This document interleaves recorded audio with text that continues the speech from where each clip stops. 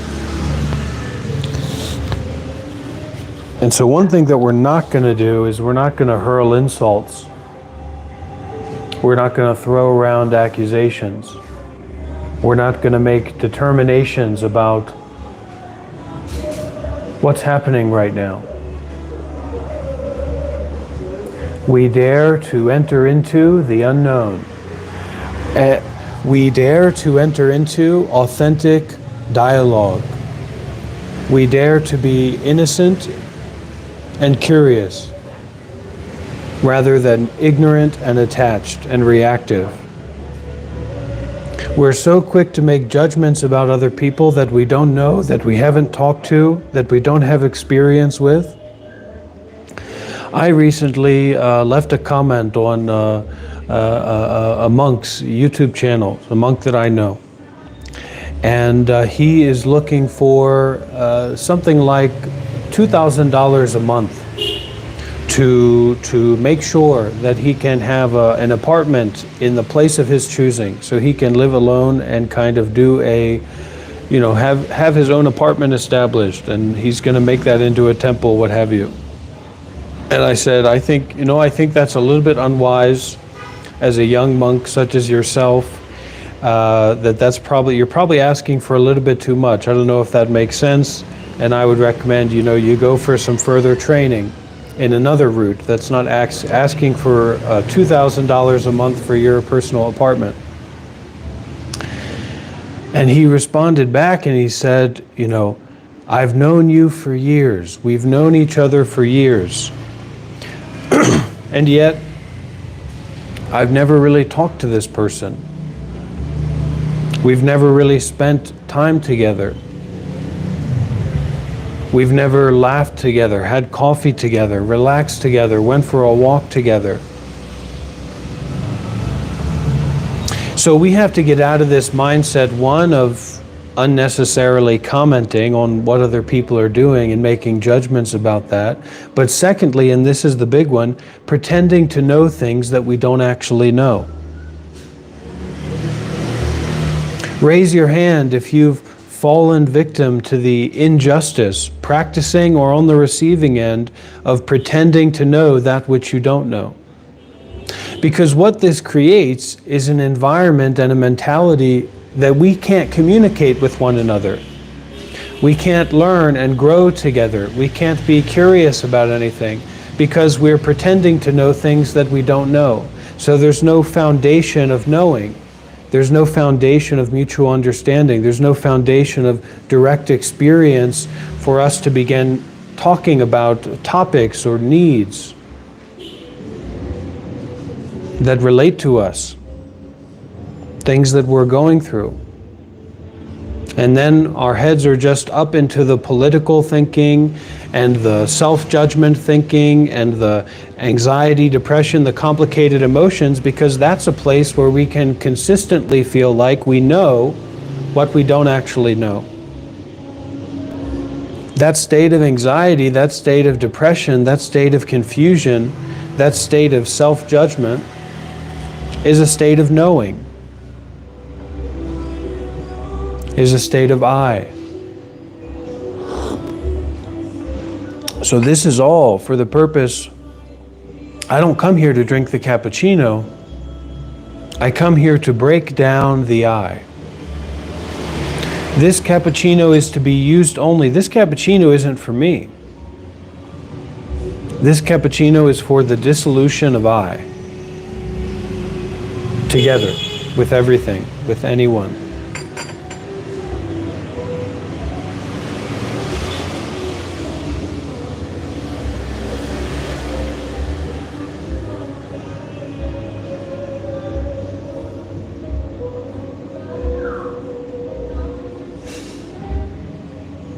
Now be careful, everybody, because sometimes we have some strange people, some strange experiences, some strange situations that we find ourselves in.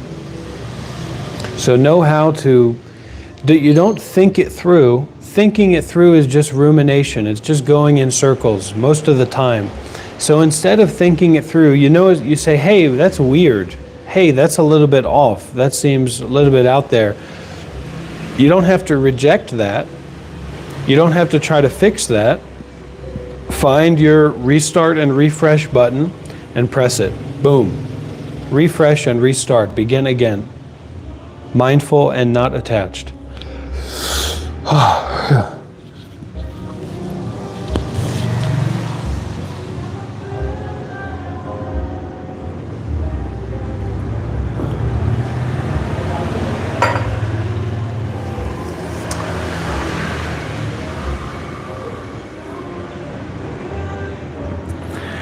I better be careful or my kundalini is going to open up again. I don't want that.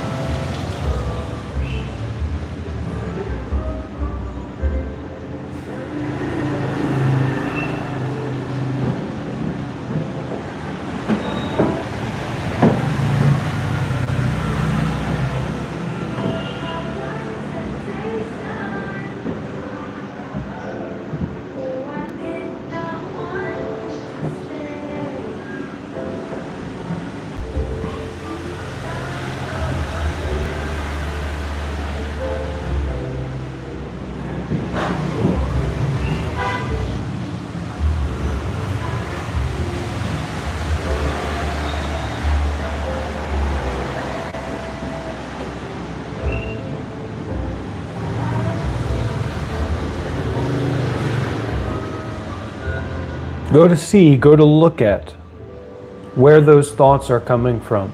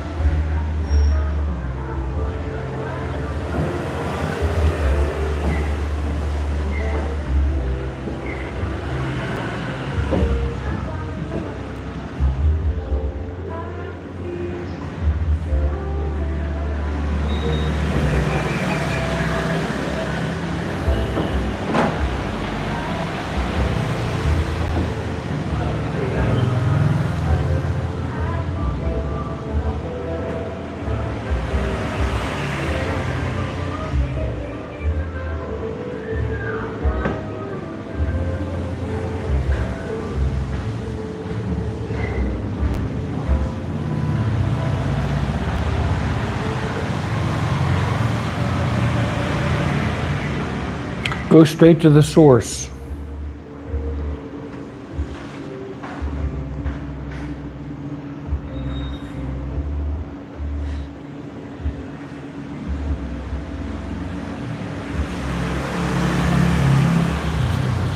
Go straight to the source.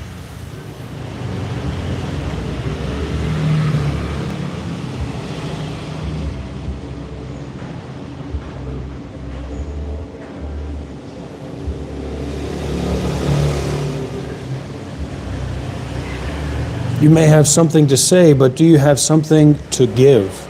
Something to offer? No problem. This not being about anything is not problematic, is it?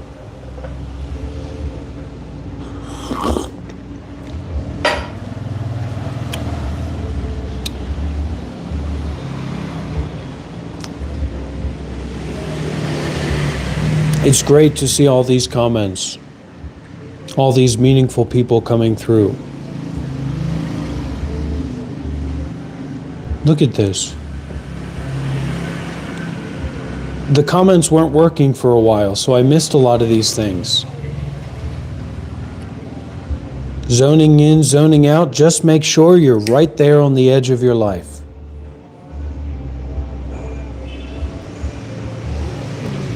Unbelievable.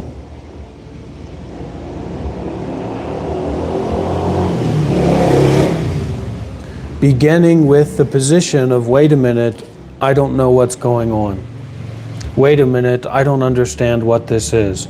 Wait a minute, wait a minute, wait a minute, wait a minute, wait a minute, wait a minute, wait a minute, wait a minute, wait a minute.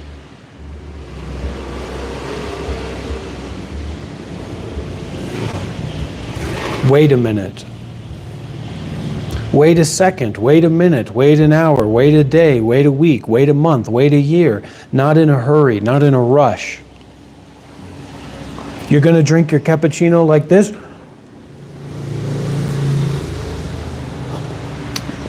I didn't actually mean to spill it.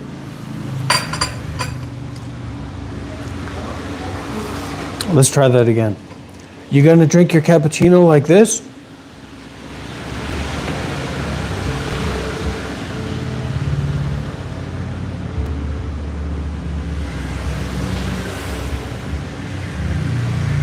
Or are you going to take a drink of your cappuccino like this?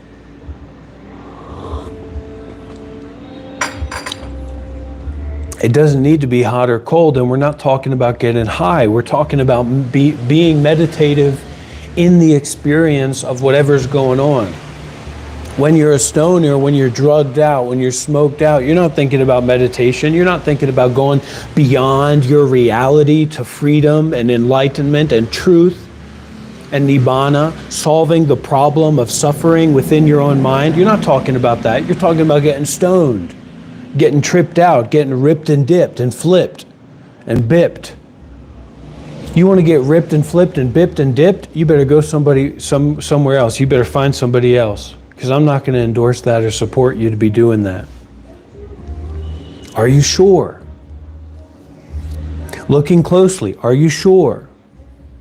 Are you sure about that, Mr. Big Important Person who has a big important opinion? And you know, we get into this way of being. We get into this way of being these contracted, ghoulish commenters, these ghoulish likers and dislikers, these ghoulish Facebook reactors. Who told you to be a ghoul? Who told you to be like that, to act like that? Where's your humanity? And I tell you what, this definitely isn't about drinking alcohol. It's not about being a functional alcoholic. It's not about being drunk half the time.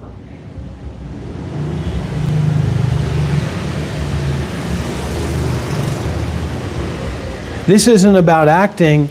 This isn't about being what you or I say it's about. This is beyond aboutness.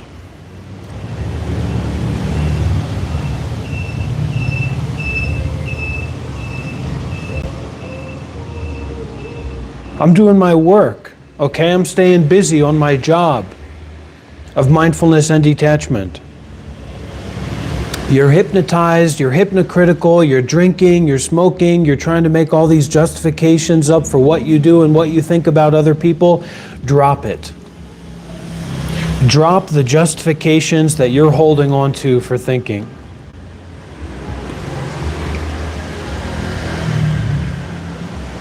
And don't try to tell me what to do. Don't try to tell me where to be. Don't try to tell me who to be and the way to look and the way to think and the way to see things.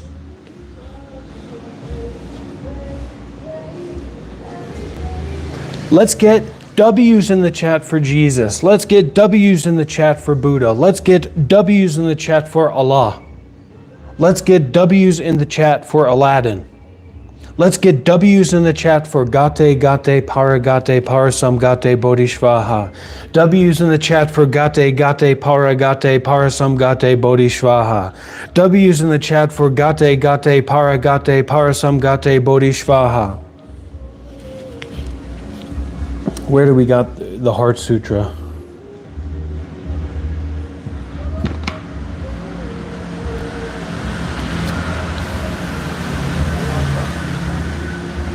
This network is entirely supported by your comments, by your donations, by your likes.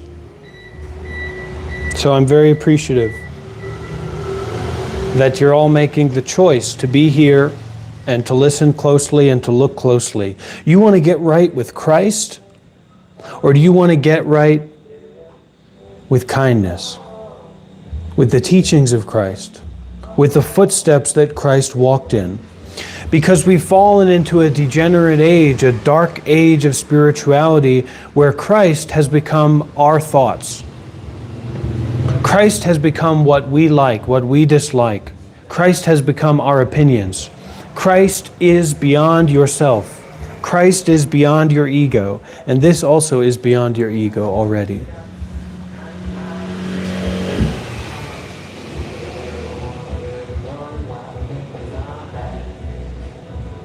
It's open for everything.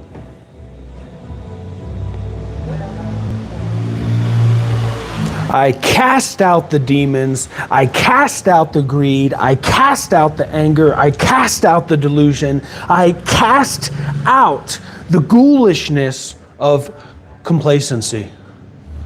I cast out the ghoulishness of contraction of self, contraction of ego. I cast out those complicated thoughts about these experiences and phenomena.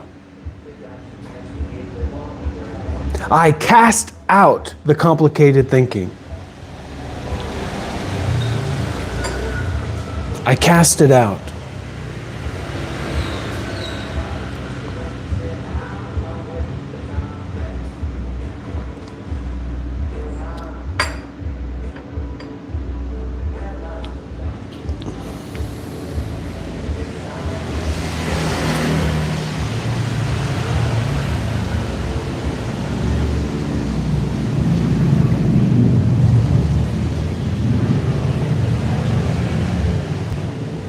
A lot of the times we're not actually looking deeply at our experience.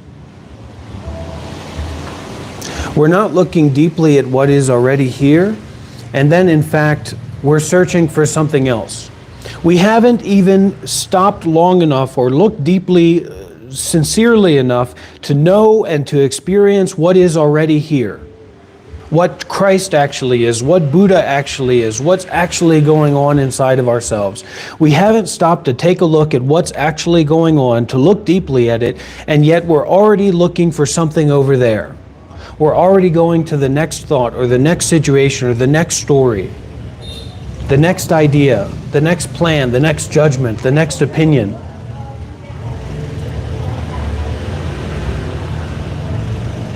We just can't stop ourselves. We're ready to take up the name of Christ. We're ready to take up the name of Buddha. We're ready to take up the name of whatever makes us feel important and right and on the good side. And then we make these judgments about other people. We make these negative thoughts about harm that we want to come to other people who are quote unquote bad. But all the while, we've become an addict ourselves. We've become an addict of nonstop complicated thinking. And this addiction to nonstop complicated thinking has led to our emotions being completely and totally out of control. Our emotions are so out of control that we do not even have the capacity to be aware of thoughts as they happen. We don't even know the thoughts that are happening. We believe that anger is right and good. We believe that Jesus taught us to be angry. We believe that Jesus taught us to be greedy. God teaches you to be greedy, right? Jesus teaches you to be angry. And we believe that the Holy Spirit, or our moment-by-moment breathing, teaches us to be in non-stop complicated thinking about everything.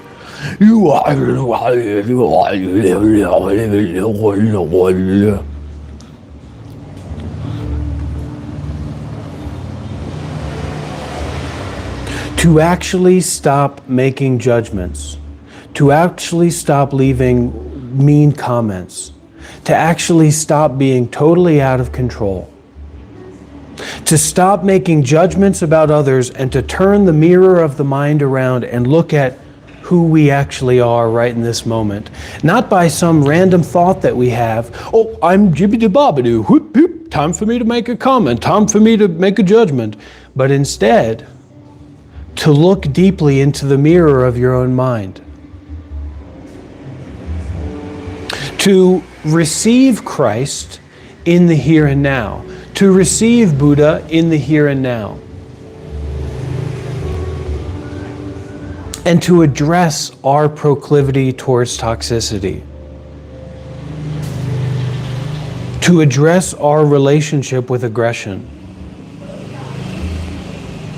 To address how comfortable we are about trying to harm others. How comfortable we are with believing in thoughts that don't have anything to do with our experience. How comfortable we are with not looking deeply, not looking closely. And let's get some W's in the chat for Buddha. W's in the chat for Aladdin, W's in the chat for Jesus, W's in the chat. And everyone's welcome here, even the people that are completely out of control and pushing, toxicity here. Because we can be mindful and we can detach. We don't have to fight with these people. We don't have to try and control these people. W is from Danny D. Wonderful. We have to show these people that we're not afraid. We have to show these people that we are willing to put W's in the chat for Aladdin as they are expressing that negativity.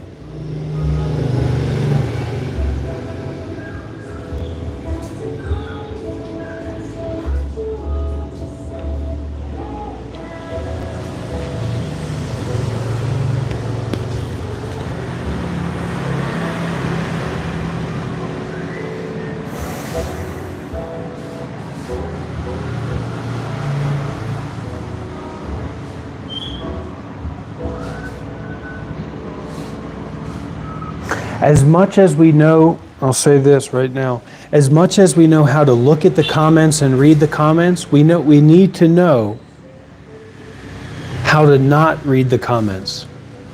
Clapping seal. Thank you for your offering, Miss M. Thank you for your support.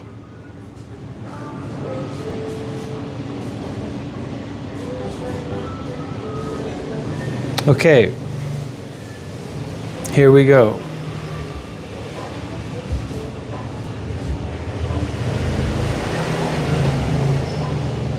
When I get annoyed at someone's actions and it upsets me, how can I detach and not immediately feel annoyed? You've become lost in a movie. You've become lost in a story. You've become lost in a TV show. Step out of the TV show. Step out of the movie. Forgive and forget and move on from that person's real truth. Go be alone. Go for a walk. Those people are just illusions. Those people aren't actually real. You just think that they're real at that moment. You've fallen into a state of belief about their reality. You've gotten tangled into that appearance, like going through the forest and getting snagged on the thorns of the bramble bush. So sometimes we have to be willing to get out of the bramble bush from where we are currently. We have to walk through the bramble bush. We have to get the cuts and the scrapes and rip our clothes. We have to push. We have to apply some degree of effort. Hallelujah, bosa. Hallelujah, bosa. We have to apply the effort to walk through that bramble bush of complicated thinking, of stress, of anxiety. It means we actually have to be willing to face it and experience it, to be able to let go of it. You understand what I'm saying there?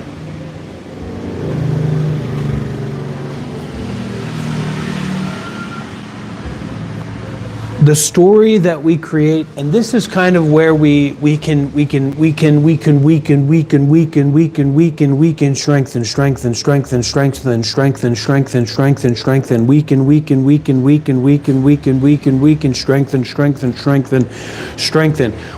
strengthen our mindfulness and detachment. We can weaken our ignorance and detachment. We can strengthen our generosity, our kindness, our deep listening skills, our deep sharing skills, and we can weaken our anger, our frustration, our greediness, our negativity, etc.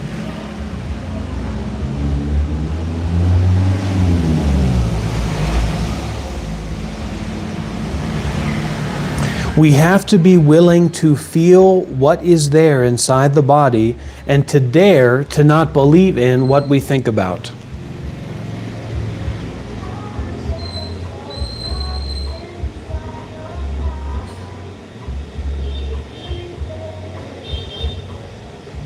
You know, some people are asking about why some people are asking about why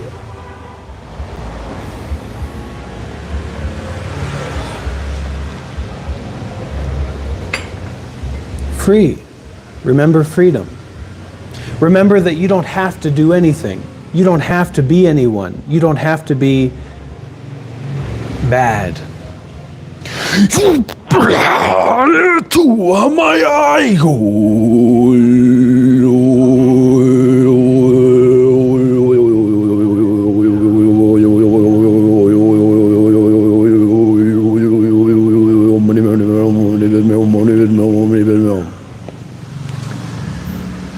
We're breaking out of the structure of complicated thinking. We're breaking out of the structure of belief. We're breaking out of the structure of our negativity. We're breaking out of the structure of our reactivity.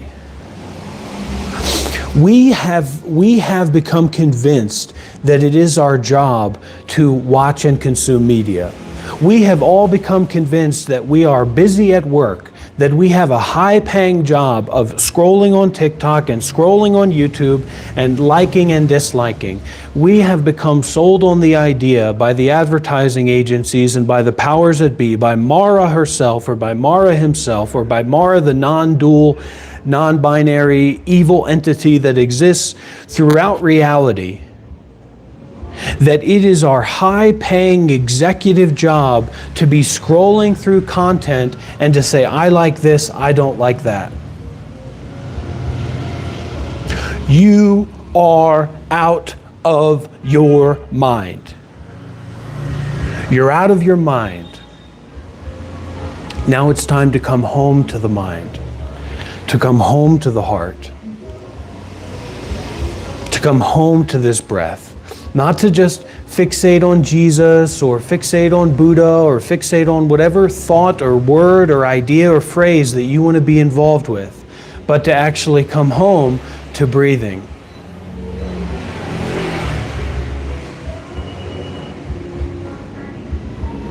To come home to awareness. It's possible to be an idiot.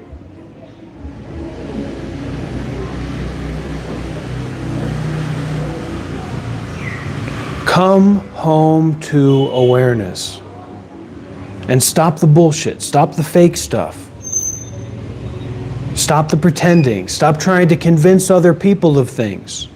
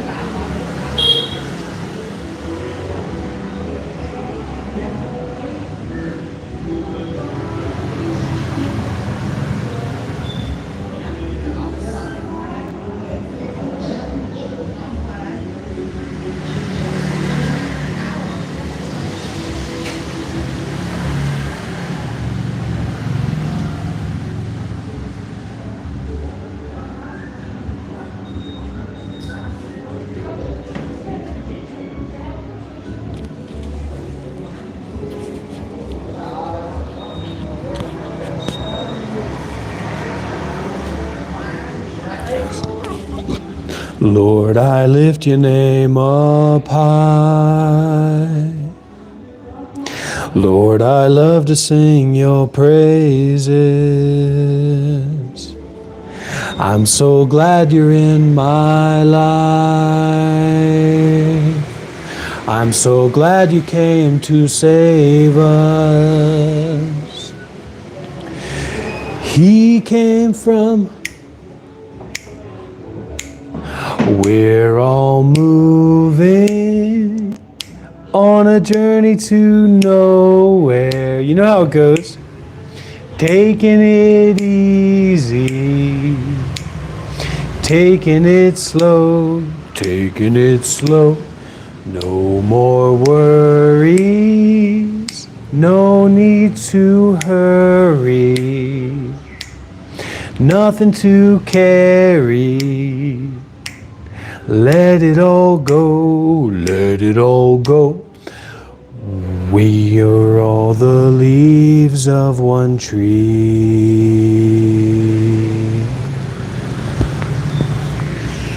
We are all the leaves of one tree.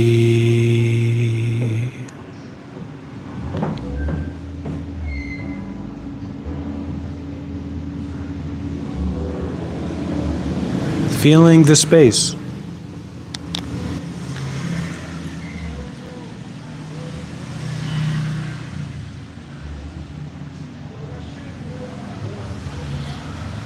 Feeling your own heartbeat.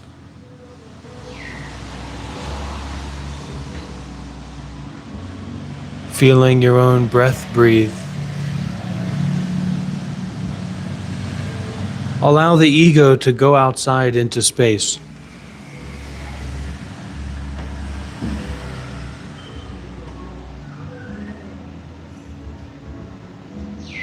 Actually notice the space in the room that you're sitting in.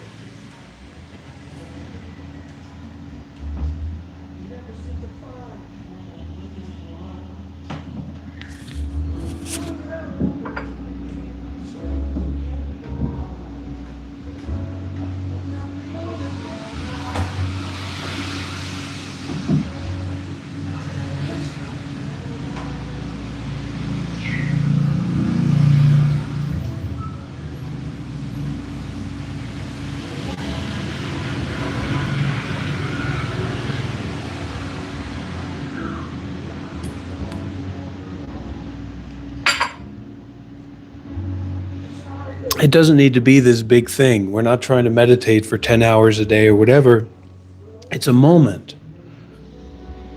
It's a moment of fully and completely releasing the ego, releasing the thought-based narrative of what this is and the contraction in the body into spaciousness. Let the face relax, let the jaw relax, let the eyes relax, let the whole body and mind kind of open for a moment, for a second.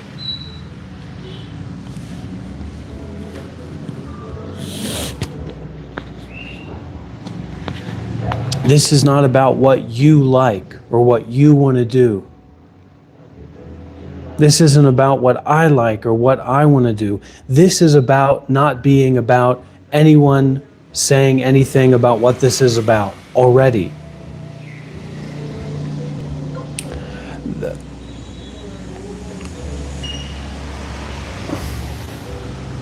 Now, if you haven't already, please do leave a like. If you haven't already, please do leave a W in the chat, support the stream. It does mean a lot. You're also welcome to make a donation, make an offering through PayPal, through Zelle, through any way that you may like to. If you want to support this work, all of this work is powered through your support, your donations, your generosity. Oh, hey, very, very nice. Thank you so much, Tokens. I really appreciate that. It's very kind. And mostly that's what it is. Mostly we're expressing our kindness, we're expressing our consideration, we're expressing our involvement. That's the more important thing.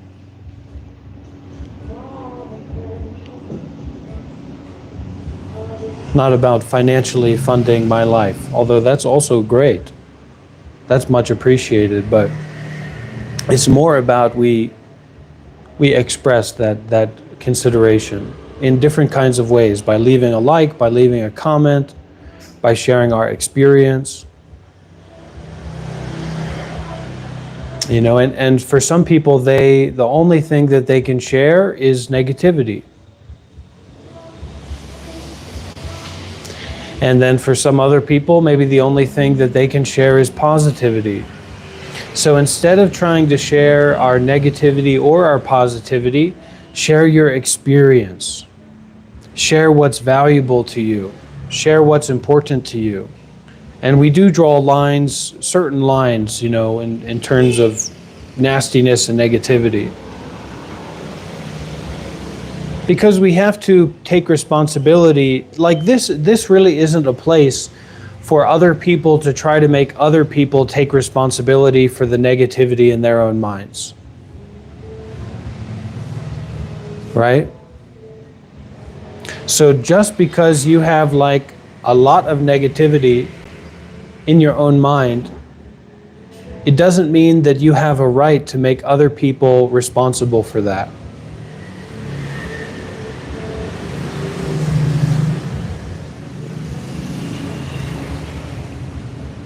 And there's so many parents, there's so many adults out there who, you know, make their children, or make, you know, people who are leaders, people who are in positions of power, that make others around them responsible for the negativity that they have in their own minds. And that's why this is more a place concerned with generosity. This is more a place concerned with right view. This is more a place concerned with stopping and looking deeply than it is like trying to push our negativity out into the world. Whatever justification we make for why that negativity is important, you know, is up to you.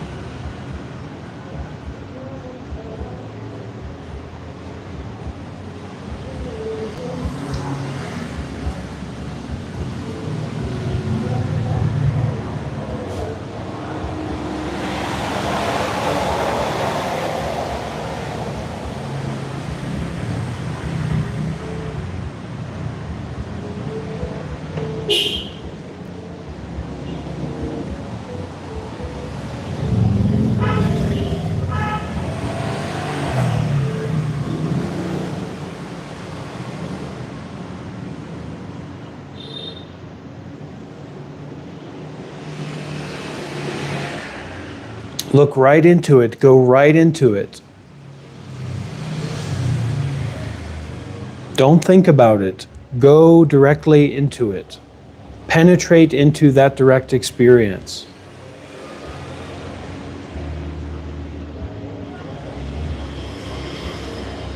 We're not here to determine what other people deserve or what we deserve. I deserve this. I deserve a right to speak my mind. Nobody cares what you deserve. This isn't about what people deserve. This isn't about people thinking about things. Step back from this ultimate importance. You basically have replaced your ego with God. You think that your ego is God.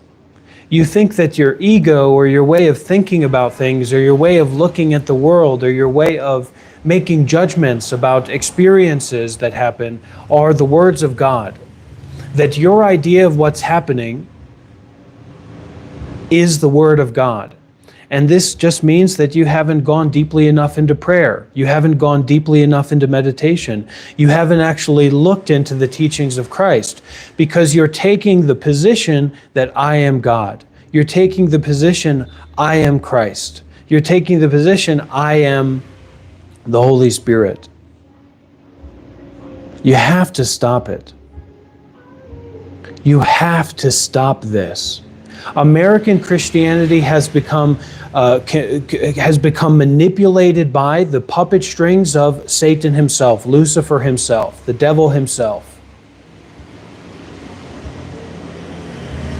You have all these American Christians going around saying, I am God, I am Christ, my word is God's word. Me and God are one. And this is not what Christianity is about.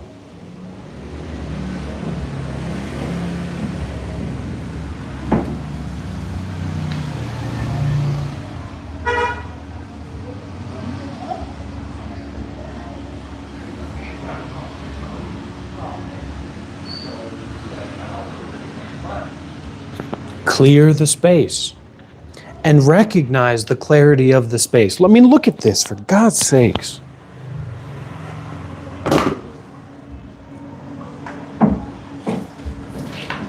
Clear the space, which maybe you have to clean your room or something like that. You clear the space.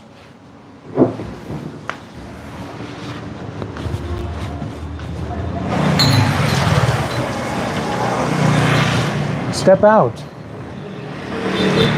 Widen out. Beyond everything. Beyond everyone. Beyond everything. Beyond anyone. Beyond anything. Not about thinking about people. Not about other people seeing you and judging you. Not about ideas and thoughts and stories and beliefs and concepts and religions and anything that you come up with in your mind that's positive or negative, beyond everything.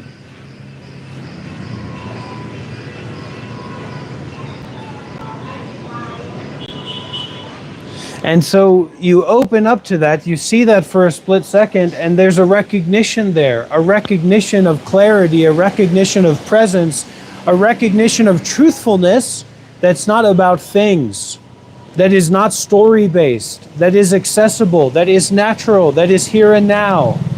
That is the true kingdom of God, my dear friends, whether you like it or not.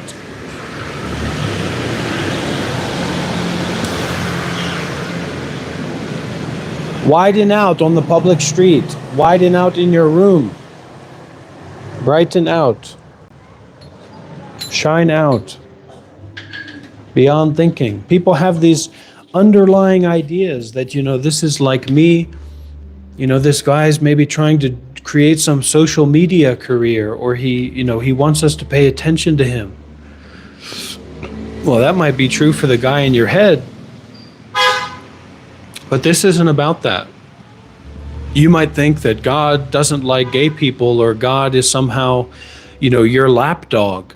And you make decisions about what God wants and what God thinks and who God is, right? And who represents God and who doesn't.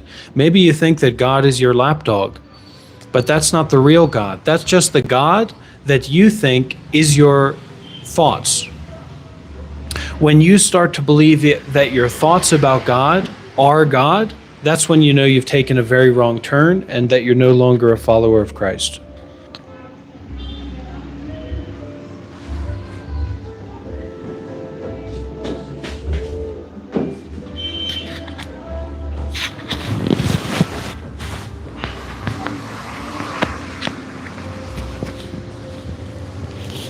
It's time for stage 2.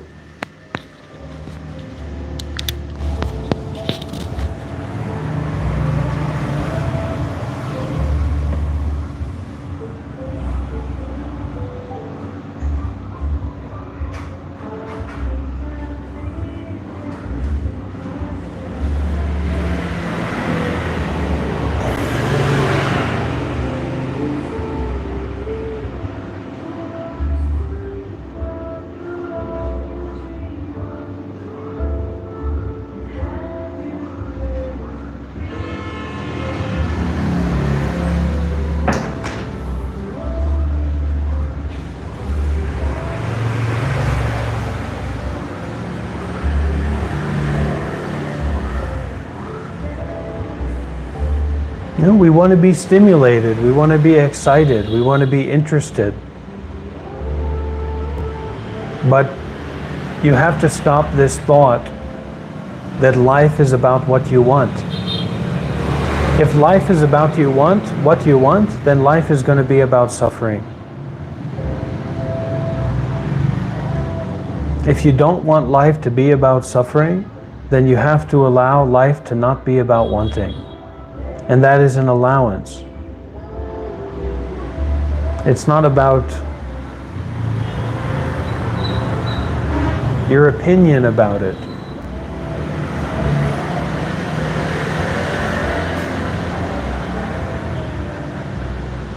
Be without any opinion about anything. Be opinionless. We get excited, we get interested, we get in a state of wanting, or we get kind of frightful, we get kind of anxious, we get kind of difficulty, suffering, unpleasant, and then we're in a state of wanting to avoid that. So this is not trying to avoid something, nor is it trying to get something. We can approach it that way, realistically. Joel, come on. You should be a good representative for the teachings of Christ.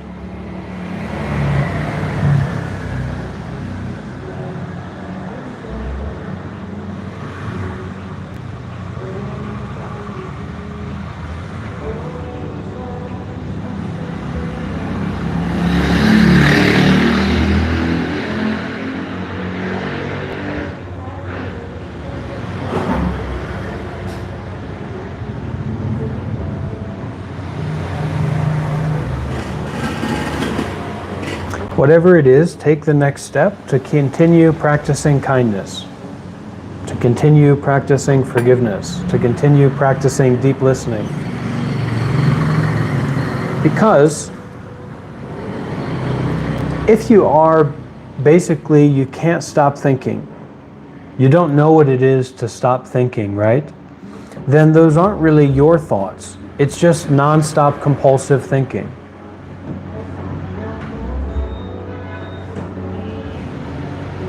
So if you can see it objectively as like, I can't stop thinking, then you've identified what you could call the problem, or you can point to, that is closer to the reality of the situation than these thoughts are true thoughts about other thoughts, or about what I'm seeing, right? These thoughts are true thoughts about what I'm seeing right now. These thoughts are true thoughts about what I'm hearing now. But mostly it's just these thoughts are true thoughts about what I'm thinking now. And so the I in that is just lost in compulsive thinking. So you have to take back the I before you can be free of the I. You have to get the I in your own hands, so to speak, before you can rip the I out from the root, rip it out by the root, so to speak. But anyway, this is just a matter of invitation to relax and release the whole body and mind, and then to look deeply. And we go from there in this constant unfurling and unfolding and exploring of truth and life and everything.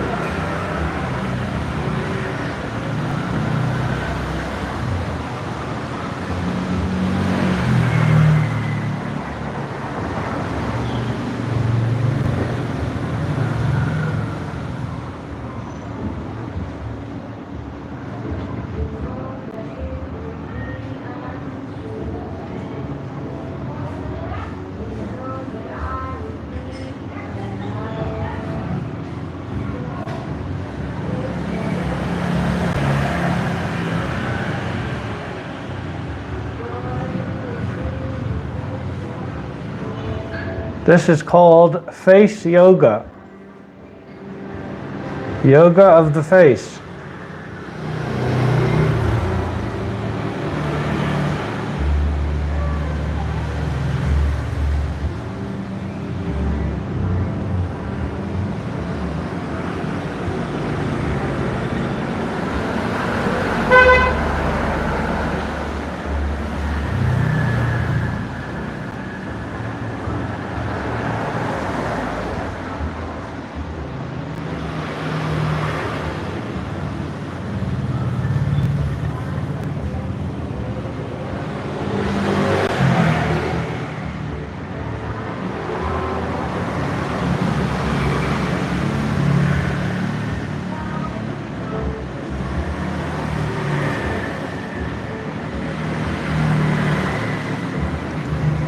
Listen to everything, not just what you think is important or what you're supposed to be listening to. Listen to everything.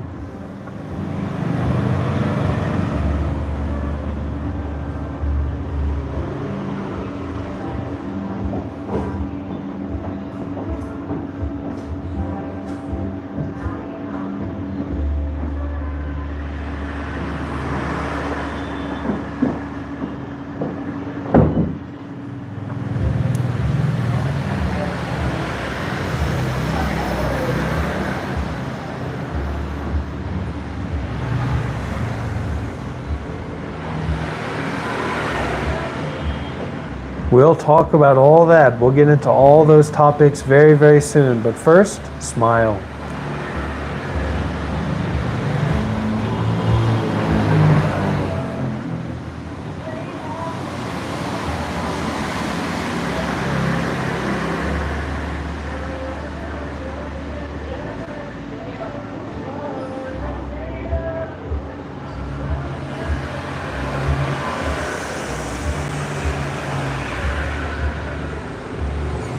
Big smile.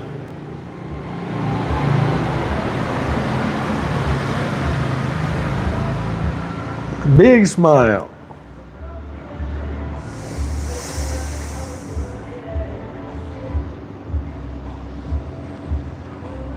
See, right? Some people think that their face isn't really for smiling, right? A janky smile. So that's why he smiled like this.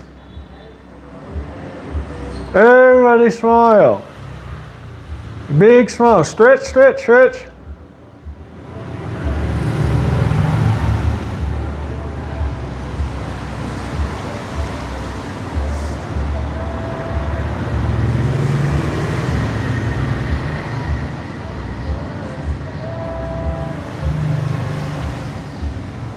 Ah. And massage the face.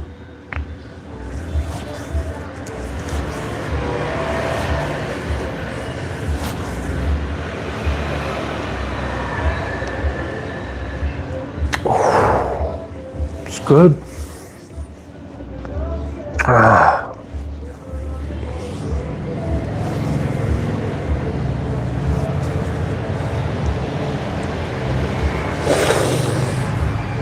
Oh. Oh.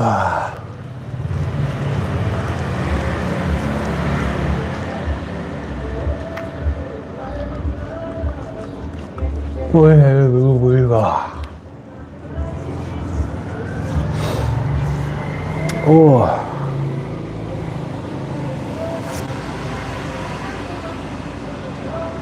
Not in a hurry, not trying to get something in particular, not even trying to teach something in particular.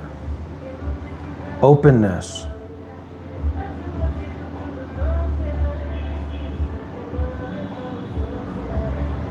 Openness is precisely that which is not something in particular.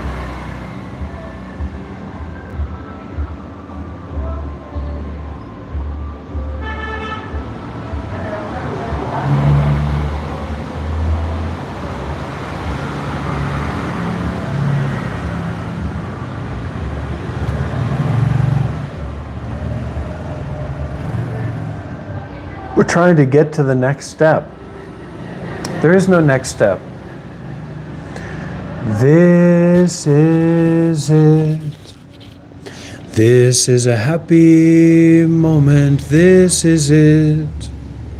This is a wonderful moment. This is it. I have arrived at this moment, and the only moment is now. This is it. This is a happy moment. This is it. This is a wonderful moment. This is it. I have arrived at this moment, and the only moment is now. That's for you, Blasco, as much as it's for anybody else.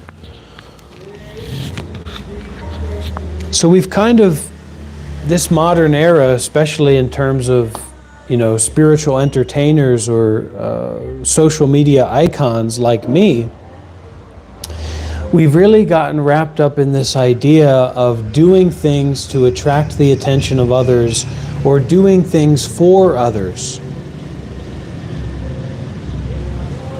which it kind of misses out on some of the authenticity, some of the depth, some of the crystalline nature of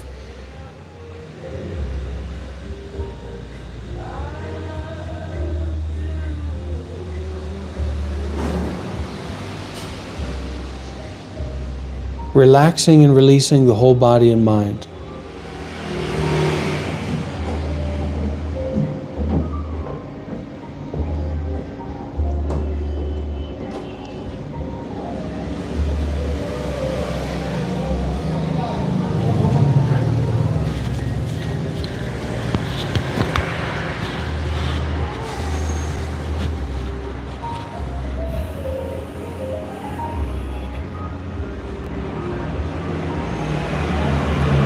Well, thank you very much, Jared. I hope that it benefits you. I hope that you can make good use of it.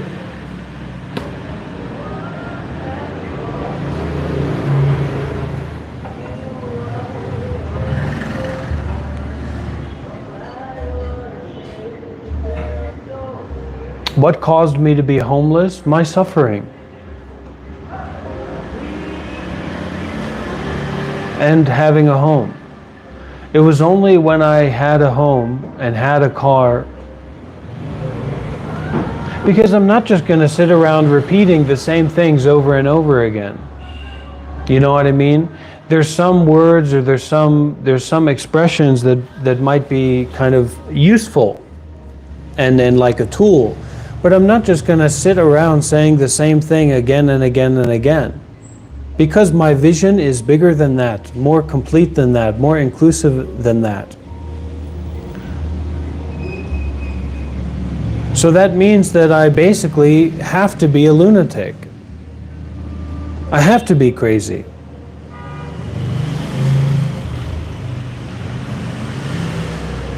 I have to be beyond the pale. Because I'm not just going to try to get all of you all into some kind of way of thinking about this. This is not about a way of thinking about this. This is the release of thinking about this at all. Certainly in a particular way. There is no you to be. That's the point. There is no you to be a certain way. Where is that you? Where is that self? Where is that identity? Where is it? Yeah, meow meow. So we are in space. We are lost in space. We are in the unknown, actually. We're all schizophrenic. Everyone here who is living their life is a schizophrenic. There's no choice in this. There's no choice in this. And so we bring up this question, what is this? And then where do we go from bringing up that question, the question of what is this? We go into like sounds or thoughts or words. Is this really a word? Is God really our thoughts about God? Is God really able to be put into a box of words and phrases? No, 100% no. That's ridiculous. It doesn't matter if you're a certified schizophrenic or you're a certified, well-rounded, well-minded person. You are impermanent. You are temporary.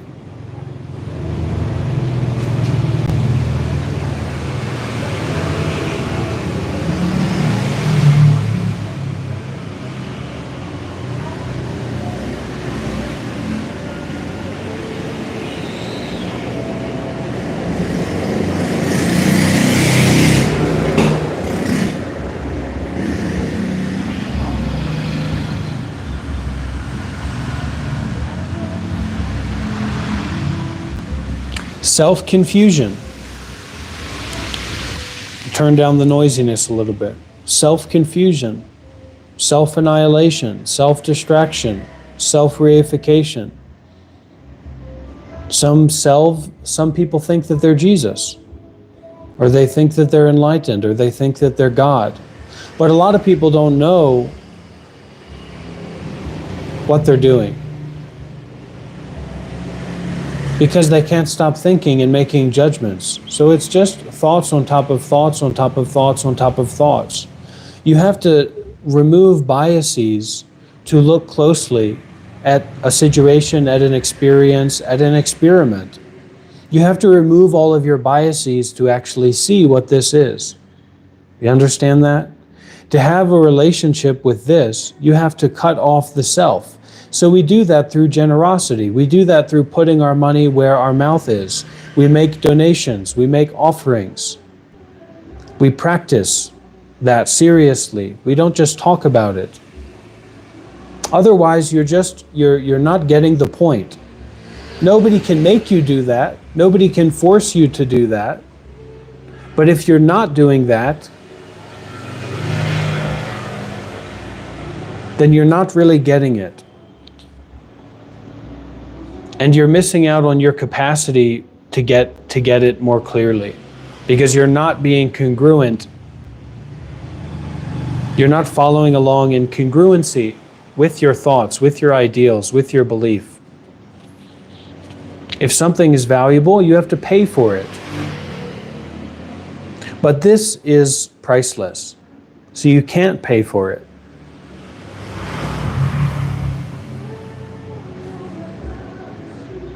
So what are you going to do about facing or being in relationship with that which you can't pay for, which you can't buy?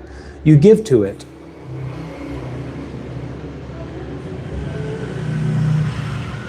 So we're here to learn how to give, nothing else.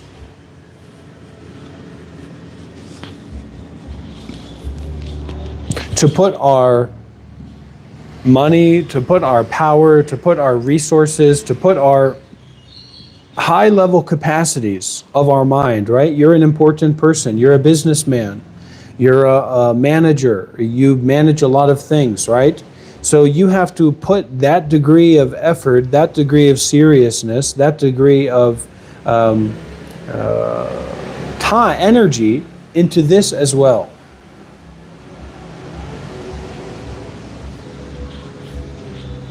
Nothing doesn't change.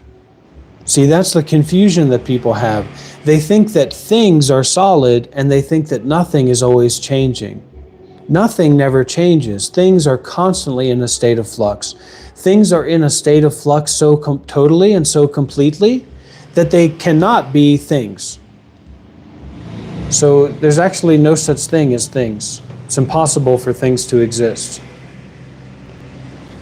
You know, people don't really understand this or get this, but my entire life is through people making donations, people's generosity, people supporting me to live this way. Where I'm going to sleep, what I'm going to do, where I'm going to go. I don't have a job. I don't have an income. I don't have a way to support myself.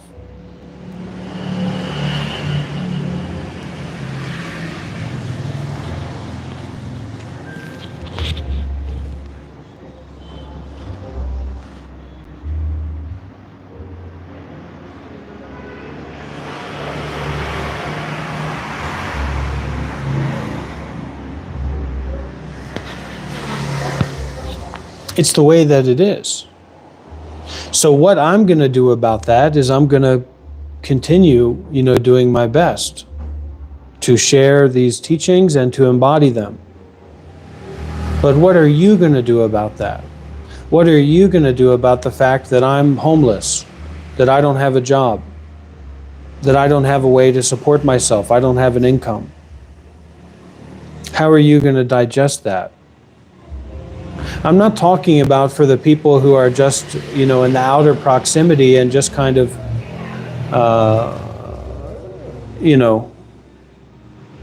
being entertained by this, but people who take this very seriously. What are you going to do about that? There's a negative connotation that's being applied here. There is no negative connotation here. It's a fine line, it's a razor's edge, dear friends. The razor's edge where duality and non-duality meet. The razor's edge where suffering and enlightenment meet. Okay? That's where our practice is. You have to be ready to not understand the situation.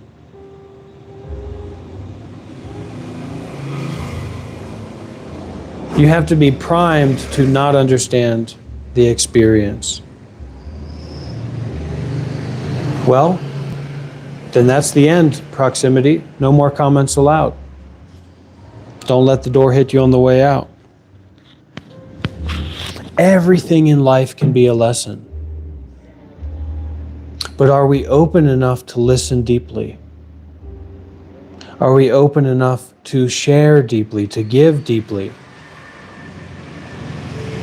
Or are we just lost in complacency and consumption?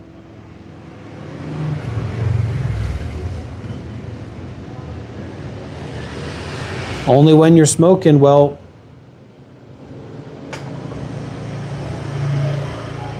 when you're high, it's very difficult to have a correct understanding of what's going on.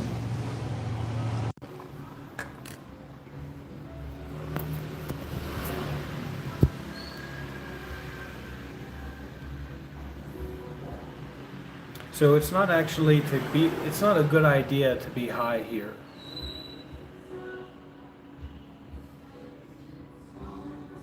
There are tons of things that you don't understand. You're not in charge of the world. You're not God. You're not the boss. You're not the king.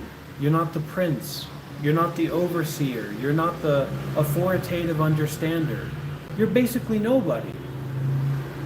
And yet being basically nobody, who's done basically nothing, who's had very limited experiences in life. Limited experience, I played football in high school. I was a football high school player. That's not what I'm talking about. You know very little. You've had very little experience of the world. Or you've just had a little bit, or you've had kind of a lot. But basically, you're not in charge. You don't know everything. You don't understand everything. You're not in charge. You're not the boss. You're not God. You're not in control. It doesn't matter if you're younger or older. So you hear this and you think that I'm talking about being younger. You think that not being in charge is an insult.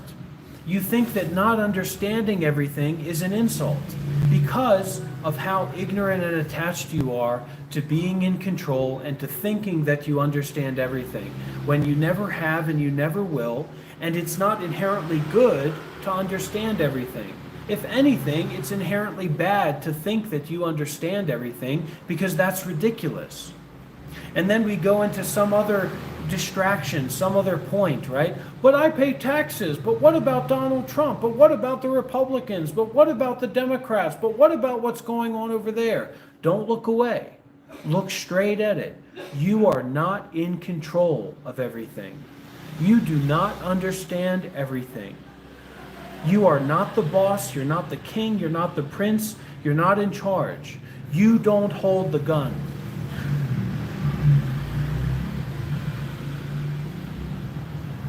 Stop justifying yourself. Stop explaining it. Stop responding to it. Stop having an opinion about it. Just listen.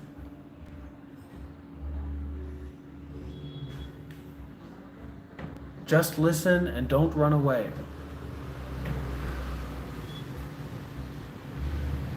Your opinion doesn't matter. The fact that you like it doesn't matter. The fact that you dislike it doesn't matter. You liking it or you not liking it doesn't matter. You're not the king, you're not in charge, you're not the queen, you're not the prince, you're not the princess. This isn't your movie. This isn't your world. You don't own this world.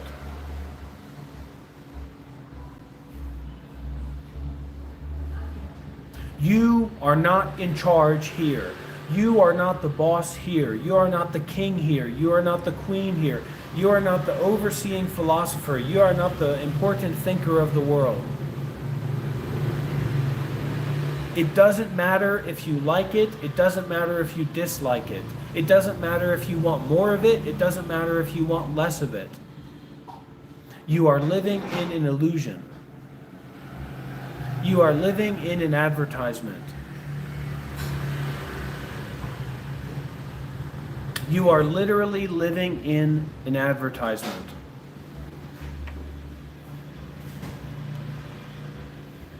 Now let's meditate together.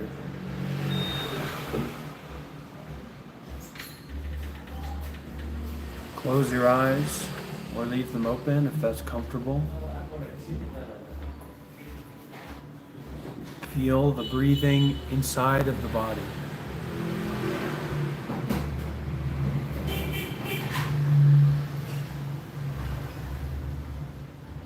Become aware of everything that there is to be aware of in the body.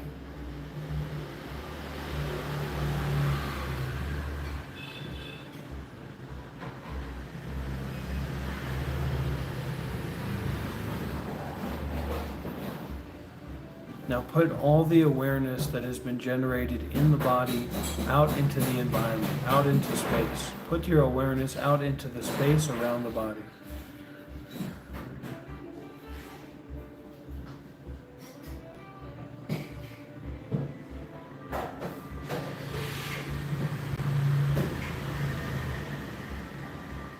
Now, bring the awareness back to the place where the space outside of the body and the space in the body meet.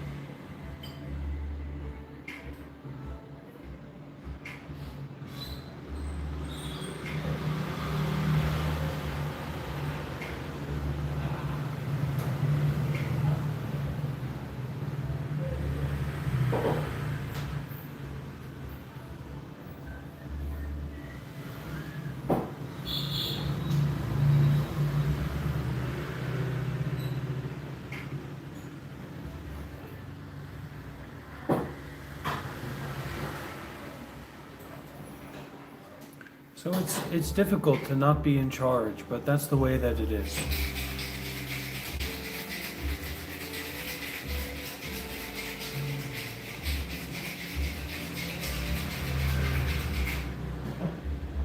It can seem difficult, it can feel difficult to not be in charge, but that's the way that it is.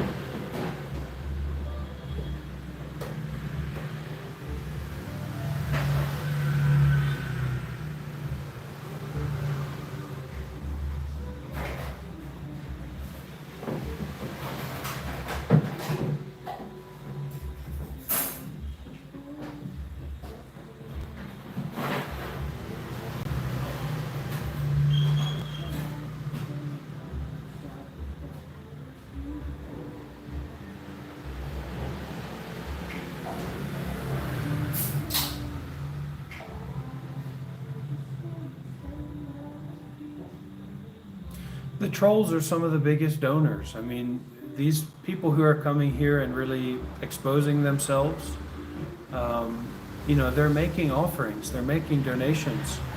And if they weren't here, there'd be much less energy coming into the stream, because a lot of the regular viewers, many of them don't donate. This is just something that they kind of take from and they don't give to. So actually, the trolls can be a lot more generous than a lot of the people who just come here and say positive things. Does that make sense?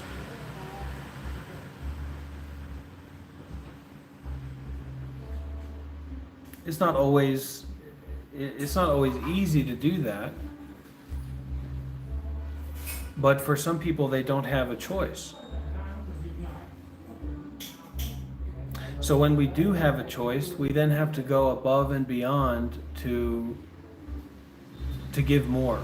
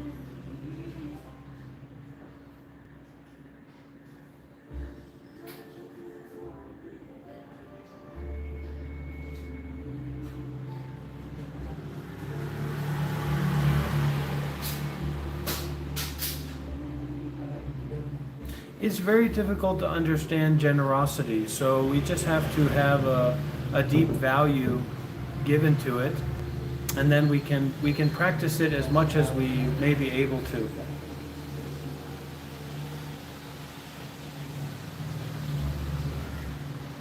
And we can research it, we can look more into what is generosity and how we relate to it in our own lives. That's the important point. Sometimes we lose our relationship to a topic because it's over-explained.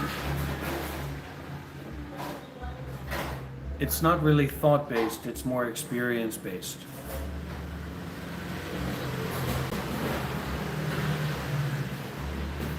And there's not this kind of need for... It's nice, of course, it's appreciative for people to be here, but there's not a need for people to be here. And, that's something that people have to understand, that there's no need for them to be here.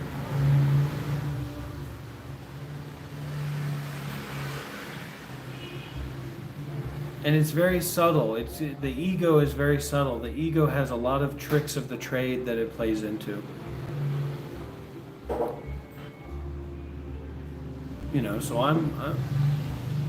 I'm not here to say I'm some kind of super guru, but I've got a few tricks up my sleeve. I've got a few good experiences.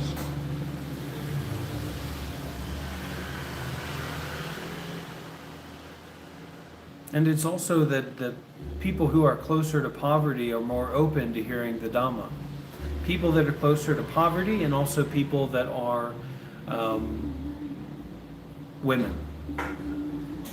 More open, more receptive to the teachings and the path, and listening deeply, because they have a closer relationship with the truth, that they're not in charge, they're not in control, their opinion doesn't really matter as much as they think that it does, or as much as they'd like it to.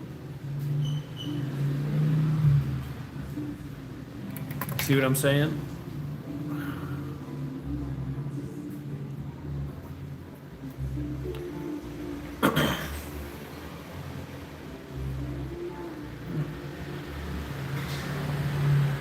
Of course. And the appreciation goes all around, right? So never feel excluded. just feel invited to look more deeply, look more closely, and question more closely. It's like with the modern culture, how we're so easy to like, okay, we disagree with each other, so it's time for us to, we have to get a divorce, right? Two parents, two adults living together, and they've got all these kids. I mean, they're responsible. They're literally supposed to be taking care of like 1 and 2 and 3-year-olds or whatever. But they're so lost in their own egos that they don't even consider their responsibility. It's just about their self. It's about their ego, right? Their understanding. And so we're too easy to like throw relationships away because we have an egoic reaction to something that happens. And it makes relationships untenable. It's very sweet, Chris. Thank you. Very kind. You know what I mean? And we do. We have to find a way to break through how selfish we are.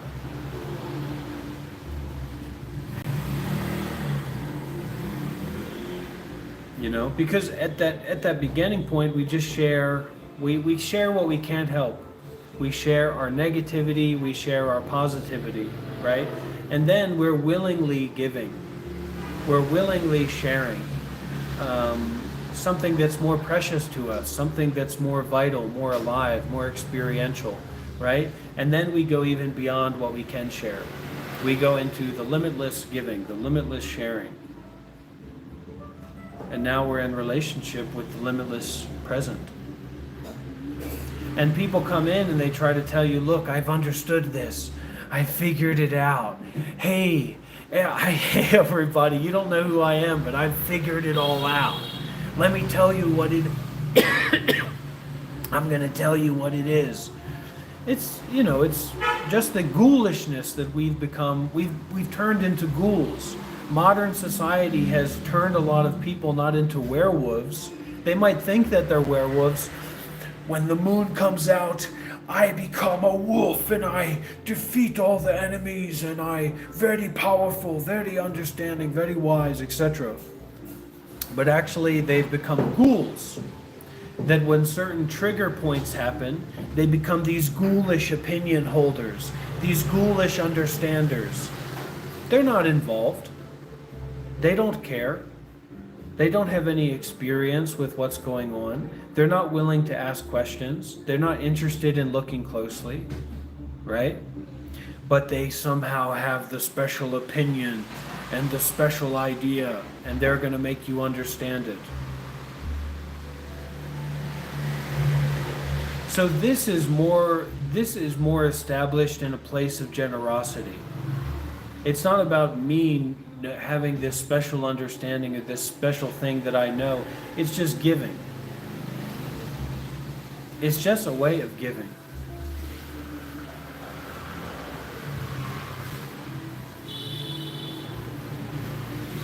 And that's how we can actually determine our capacity to be in a relationship with someone. How willing they are to give, how willing they are to share. You see what I'm saying? Can you hear what I'm saying? So the reason that we don't necessarily know what Colton Bobbs is talking about is because they're not sharing very much. They're just writing a few sentences, giving a comment, like making a negative comment or making a judgment. But leaving a comment or making a judgment is basically nothing. You might as well just go to ChatGPT and ask them what they think about this situation or this experience.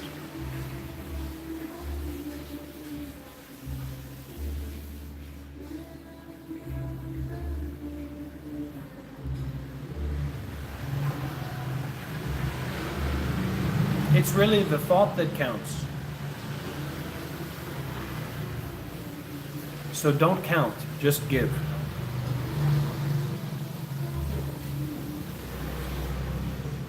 Don't let thoughts control your life.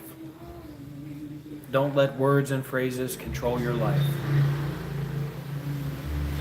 Don't let yourself be so easily influenced by random people and random comments and anonymous people saying, reactionary things. I'm sure they'll come back in some other way and make some other weird comments. But this really isn't the space for that.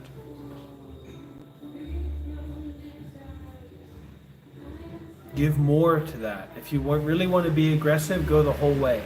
If you really want to be judgmental, go the whole way. Don't half-ass it. This isn't a place for half-assing anything.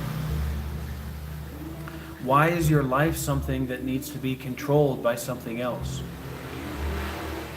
Why are you putting life into a box?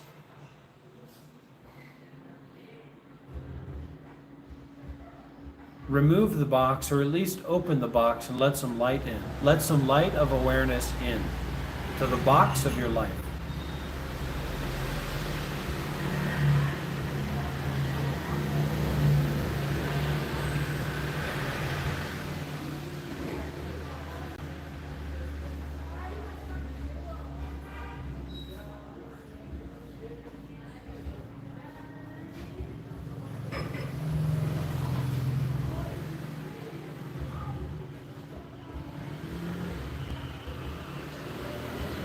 Go with the flow.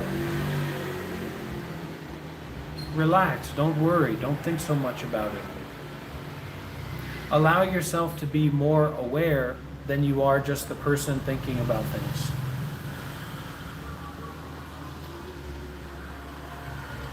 You know, people are angry, people are upset, people are frustrated. But we don't have to be that way. And if you're spending your time eating a bunch of shrooms and smoking a bunch of weed and a bunch of LSD and drugs, you're in the wrong place. You're never going to develop your understanding. And I'll help you out, you know. Don't let the boot kick you on the way out.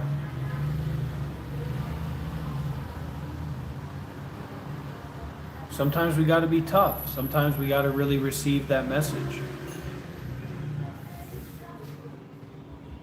A lot of people think that them being here is somehow important to me, that somehow it benefits me. It's just this ego cycling. It's just this weird egoic idea of self-fixation. We're here because it makes ourself feel more important. That's not what this is about. And a lot of the times the people that are leaving comments, you can see that's why they're here. Because it makes themselves feel more important or somehow relevant. Your understanding, your idea, your ego is the problem here, not the solution. Your habit energies, your coping mechanisms, your stories about yourself and your life are the problem here, not the solution.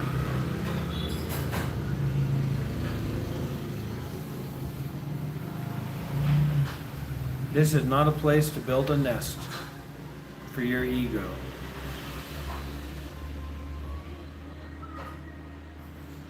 No nest building allowed here.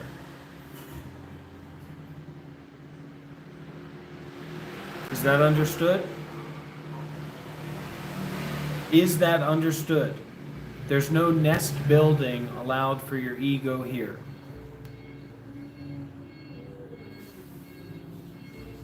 Okay? May it be understood.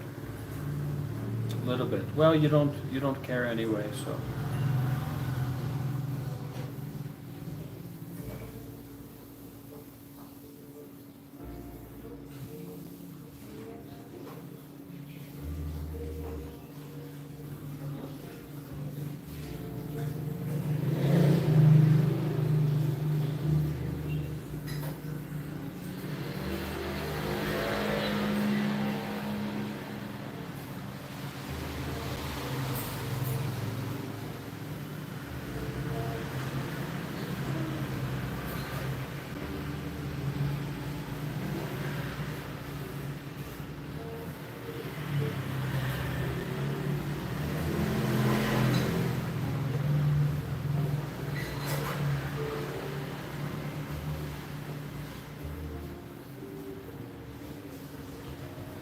Better not.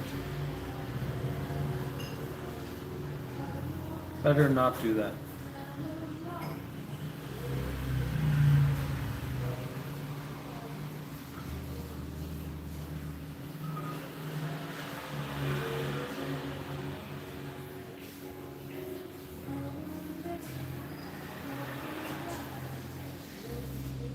Well, what do you want to know about it specifically, Omad?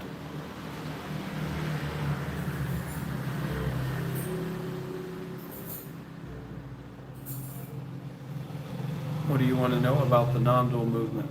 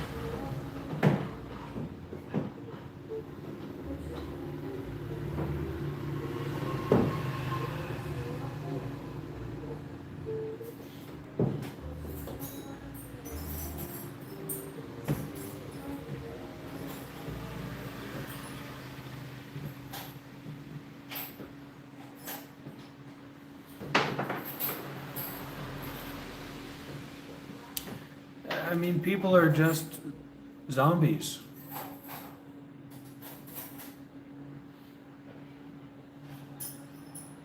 People are sleepwalking.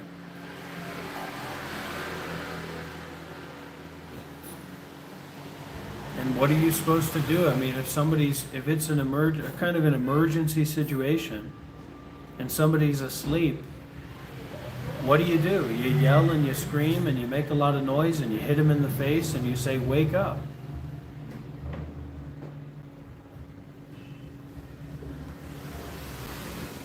That's nice, home free. Yeah, I like that.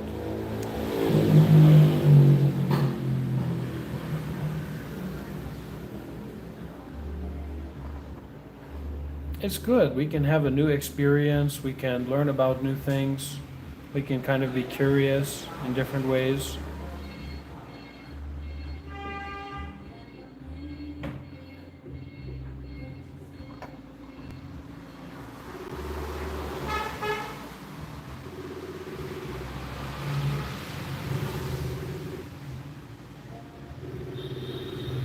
No problem with that. That's A-okay. That's not an issue. Hello? Hello, Mom. How are you? Hi, darling. Yes. Good to How see are you. you? Very good. I'm taking care of Pop, and he's doing okay. Oh, yeah. Been a week since the surgery. Yeah. Is he able to walk and move around and stuff? Yeah, he walks with a walker. Yeah, he's got him a walker. And I don't think he could walk without it right now. Yeah. You know, got a therapist coming into the house, for 2 weeks. And then he goes to his doctor. And then he'll tell him if they'll stop the 2 weeks, home care with therapy, and he'll have to go out to therapy. But you look real nice. Oh, thank you. Yeah. Growing your beard back? It's just happening naturally, without any effort. It would take more effort for it not to grow than for it to grow. Yeah.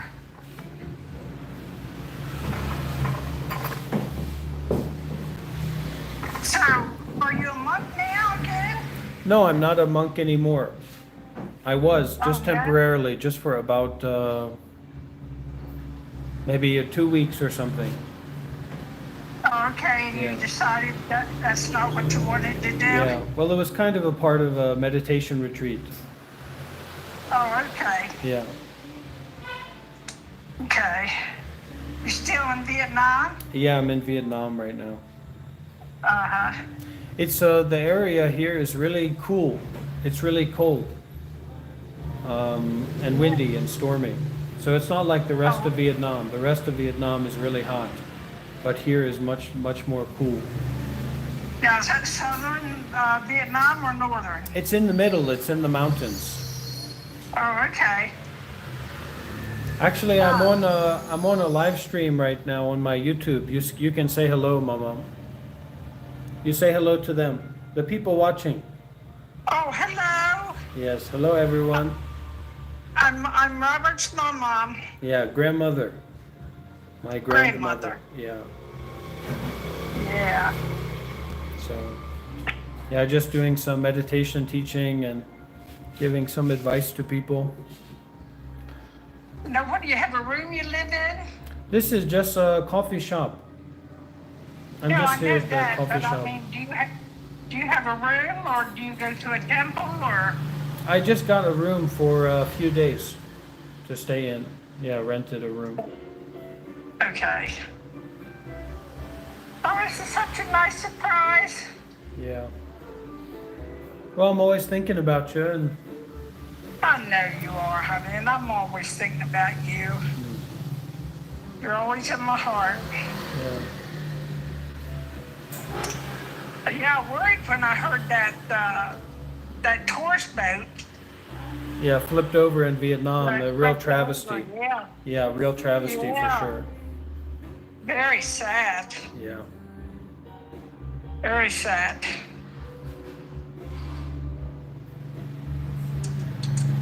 What's your plans? Well, I'd love to spend some time with you and Pop. It's just it's so far away, you know, it's such a big investment to go over to America. What does it cost?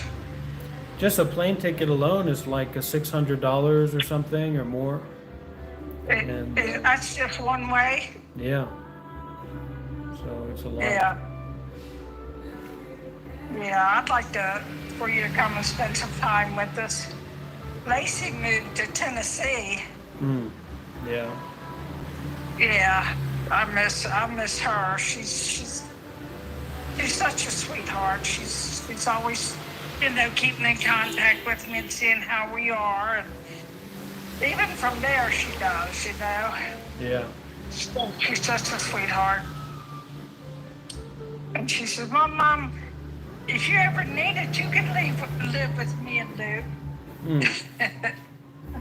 But we want to be as independent as we can be, for as long as we can be. Yeah. I took a good bath and washed my hair today. I won't use the shower anymore because I fell in it and broke my ankle. I was in that boot for 7 weeks. I finally got it off.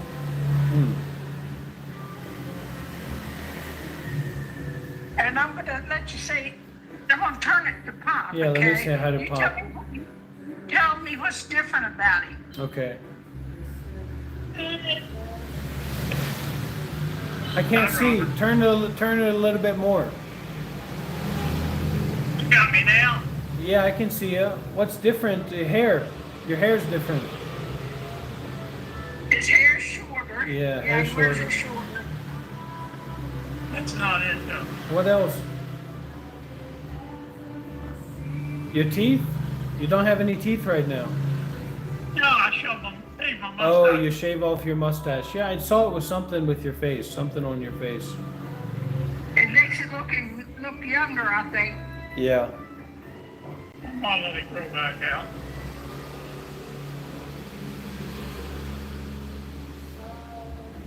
Yeah, he's getting his pills for the night pills. Yeah, you guys take a lot of medicine, right? Oh yeah. Yeah, Jason's, he's getting into, he's listening to a lot of the health places. He's got us on a couple of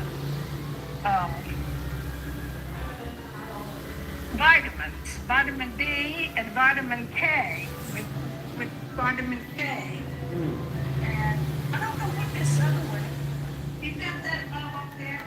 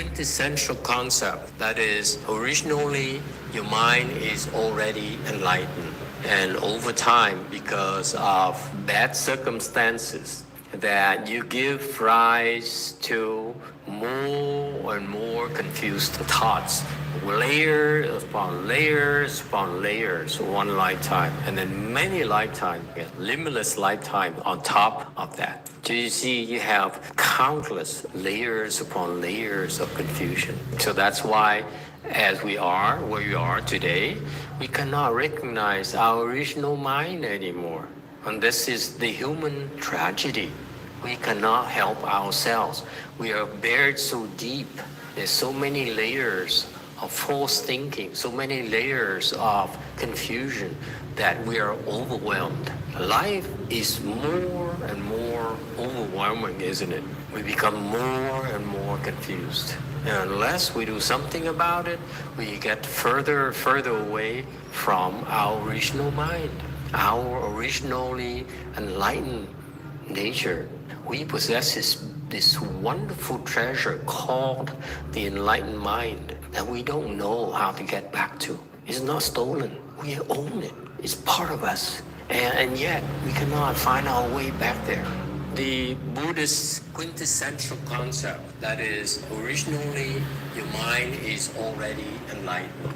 And over time, because of bad circumstances, that you give rise to more and more confused thoughts, layers upon layers upon layers, one lifetime, and then many lifetimes, limitless lifetime on top of that. So you see, you have countless layers upon layers of confusion. So that's why, as we are where we are today, we cannot recognize our original mind anymore.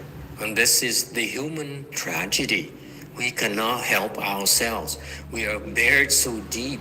There's so many layers of false thinking, so many layers of confusion that we are overwhelmed. Life is more and more overwhelming, isn't it?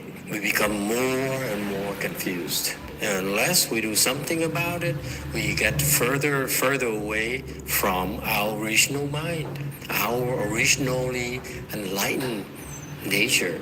We possess this wonderful treasure called the enlightened mind that we don't know how to get back to. It's not stolen. We own it. It's part of us. And yet, we cannot find our way back there.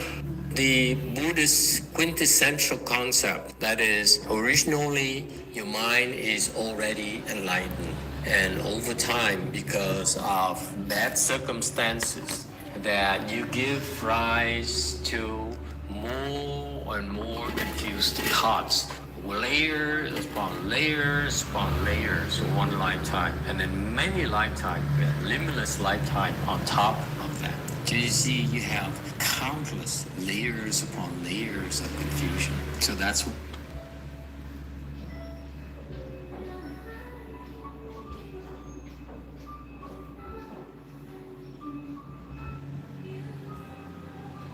Oh, Matt, are you still here?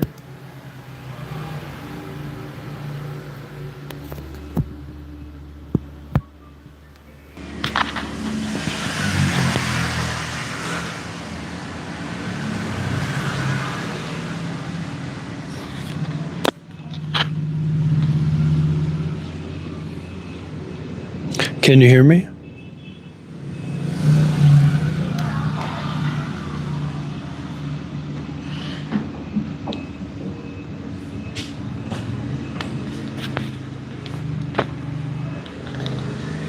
Thank you, Fire Tiger. Yeah, I wish I could go and spend some time with them, but it's quite far away and it's quite a big cost. So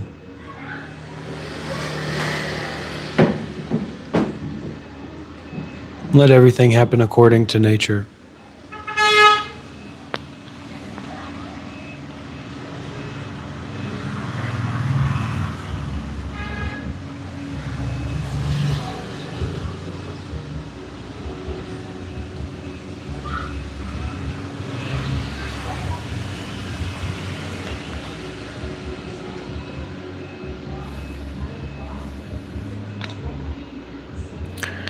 And what we what we were just listening to there, it's really,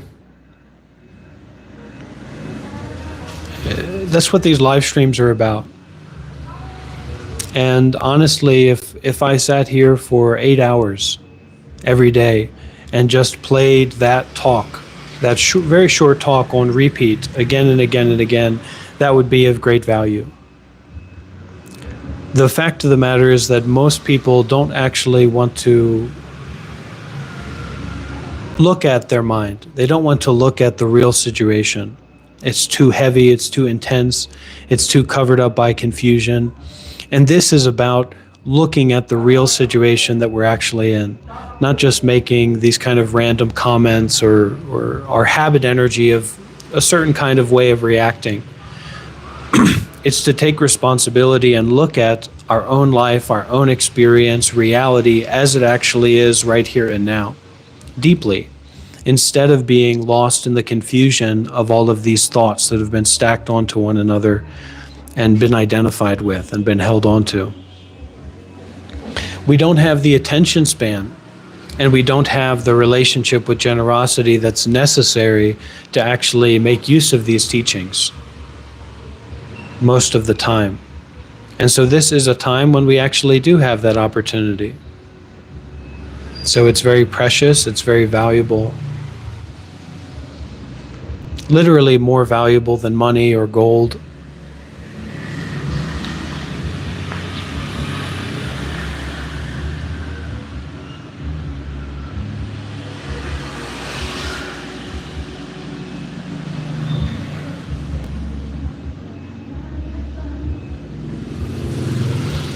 So we don't have to be shy about being here. We don't have to be shy about looking deeply at our own mind. We don't have to be shy about looking at reality in this moment. People are lost in delusion. People are lost in complicated thoughts. We are most of the time lost in complicated thoughts. We have to learn how to recognize that. Not by making judgments about ourselves or others, but by looking at this, looking at reality.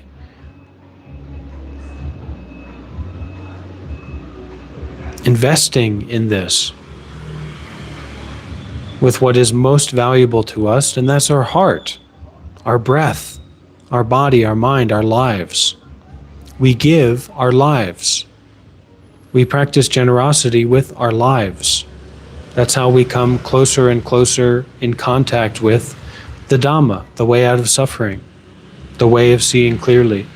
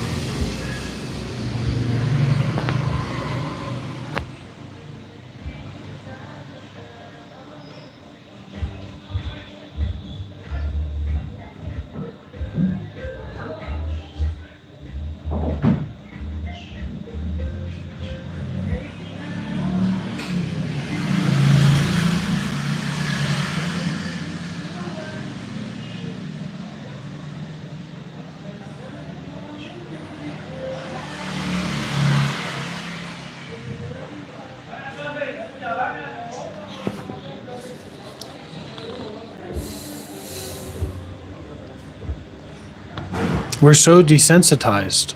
This is to become sensitive again.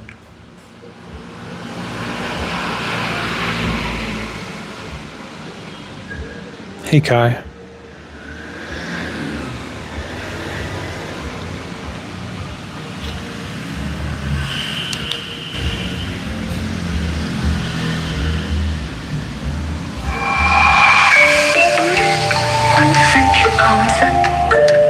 Original in your mind is already indeed, and over time, because of bad circumstances, that you give rise to more and more confused thoughts, layer upon layers, one lifetime, and then many lifetime, limitless lifetime on top of that. Do you see? You have countless layers upon layers of confusion. So that's why, as we are where we are today, we cannot recognize our original mind anymore. And this is the human tragedy. We cannot help ourselves. We are buried so deep. There's so many layers of false thinking, so many layers of confusion that we are overwhelmed. Life is more and more overwhelming, isn't it? We become more and more confused, and unless we do something about it, we get further away from our original mind, our originally enlightened nature. We possess this wonderful treasure called the enlightened mind that we don't know how to get back to. It's not stolen. We own it. It's part of us. And yet we cannot find our way back.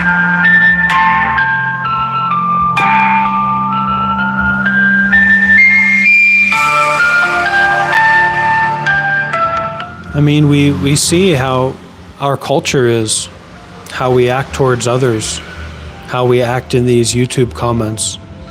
It's like we've developed a culture of being the person in the street screaming and yelling at people in a state of utter confusion.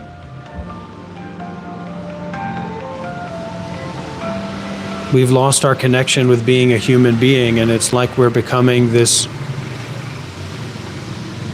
AI of reactivity.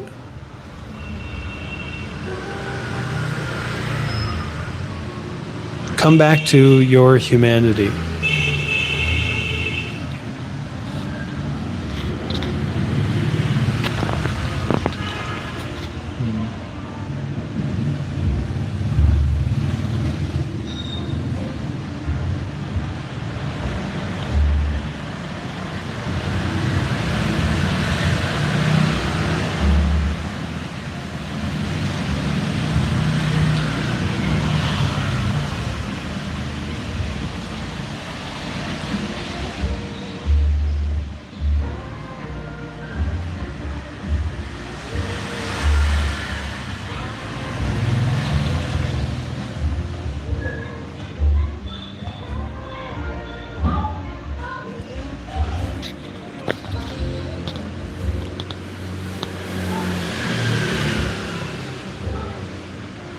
Stop putting everything into a box and start being open to life. OMAD Revolution, that was about, maybe you're not watching this live. You might be like 15 minutes behind because your responses are very, very far away from right now.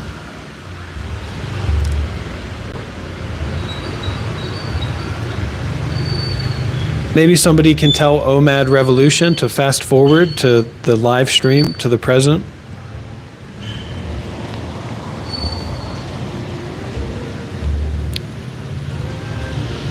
You know, it's like it's a really weird thing, right? Where we supposedly we're taking this so seriously that we're now we're taking this live stream so seriously and our contact with other human beings so seriously that even though we just met them, we're now trying to completely change their lives. We're trying to completely realign them to being involved with believing in God, right?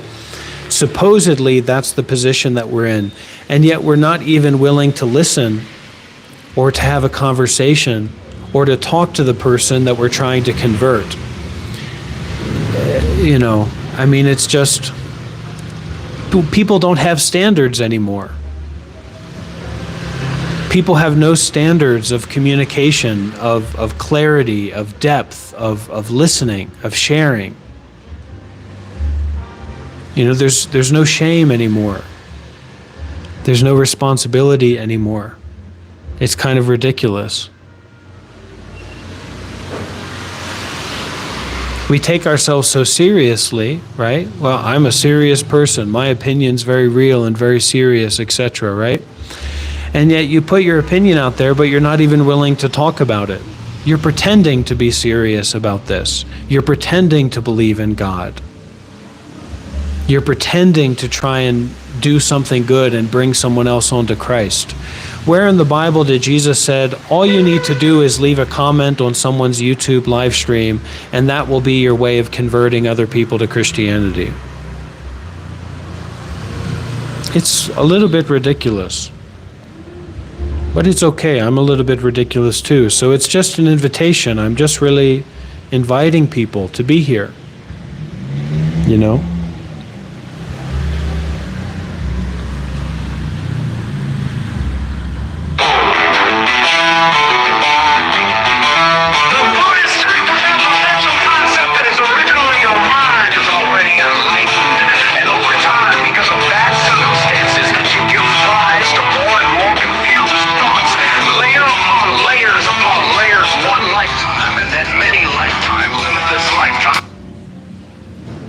Well, I mean, it goes with the whole idea of Buddhism or the whole idea of non-duality. The whole idea of Christianity is that it's something out there. It's something over there. It's something in the future. It's something in the past. It's some thought. It's some idea. So Christians actually have to take responsibility for their lives in this moment, for being honest with themselves and with the people that they're trying to quote-unquote convert. They're not actually trying, and that's the problem. You actually have to learn how to start trying.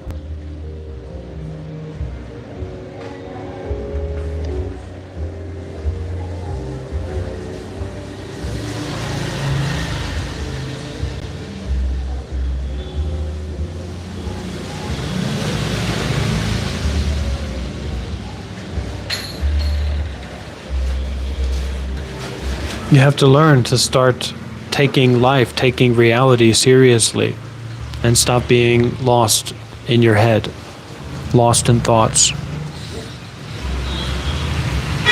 There's no individual outside of this direct experience. There's no philosophy, there's no religion, there's nothing outside of, there's nothing in your life outside of this moment. You can't find it through thinking about it, because this moment is beyond your thoughts about it.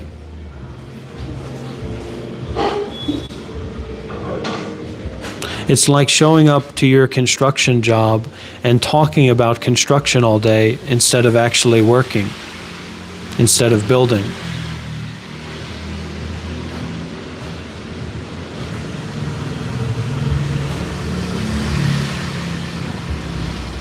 We're trying. We need attention. We're starved for relationships with other people. We're starved for experiences of intimacy.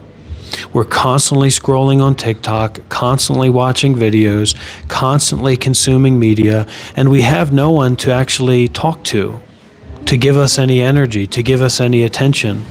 And then some of us, we show up to live streams and we're just looking for any reaction, any reactivity to feel that we're seen, that we're heard, that we're a part of an experience. But you'll never get anywhere that way. You'll never actually get what you want that way. I mean, we've lost the belief in other human beings actually being there. And now it's all reactivity, it's all likes and dislikes, it's all action and reaction.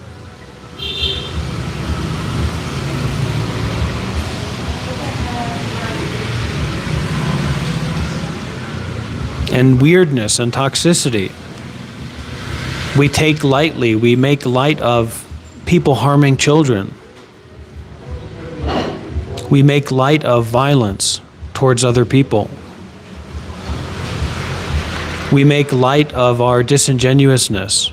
There's nothing worse in this world as a human being than to live through disingenuousness. Disingenuousness. Losing your connection to authenticity. Losing your connection to your own voice. Being fake. And we're fake for so long, and we pretend for so long because we're trolling or we're playing or we're trying to get a reaction. We 100%, we actually lose the relationship that we have with ourselves. We want to get blocked, we want to get muted, we want to get shut down because we just want some kind of attention.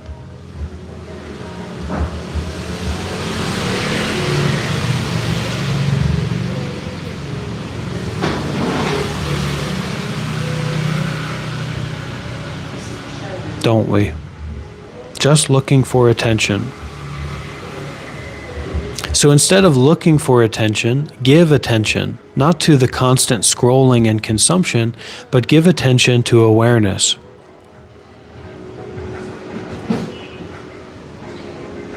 Give attention to raising your level. You're so low, you're so weak, you're so disempowered. People don't look at you. People don't care about what you say. People don't care about what you think. When you walk through the streets, nobody sees you as being anybody, as having any importance. So we have to learn, this is about raising your level, raising your relevance, raising your authenticity, raising your capacity to face reality, to face suffering, to face yourself, to face the world. And other people can see that and feel that and know that. Especially in societies that are actually functioning. Communities, social systems that are actually functioning. But America, and maybe by and large part the West, has a completely destabilized social system. We don't know how to take care of other people.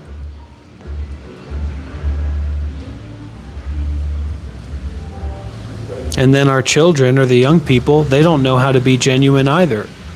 They learn disingenuousness from the adults. They learn complacency and addiction to consumption from the adults, from the supposed leaders of that society. It's a very sad situation.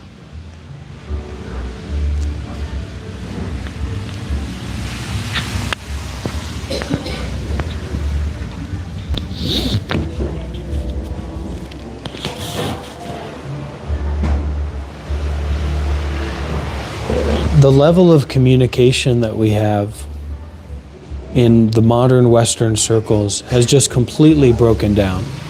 Nobody's willing to talk about anything real. And if they are, quote unquote, willing to talk about something real, they're not willing to have their biases challenged. They're not really willing to have their intentions looked at and examined. They're not willing to unpack what they're holding on to. They're just fixated on getting their point across. This is my point. This is my point. Look at me. Believe in my point.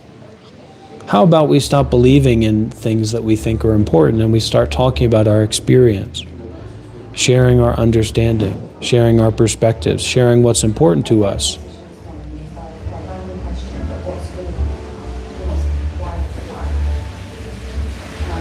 This is a wildfire of ignorance and attachment. This is a wildfire of delusions and greed and frustration and seeking after a cheeseburger, seeking after something sweet, seeking after something.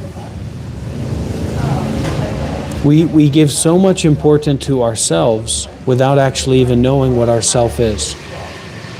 And when you live like that, you don't know what you're doing. You don't know what's going on. You're not actually making any choices about what you're doing. It's all just compulsive reactivity, compulsive thinking.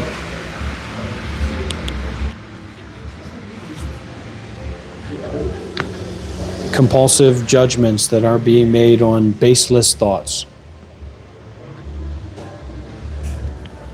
And I will put an end to it.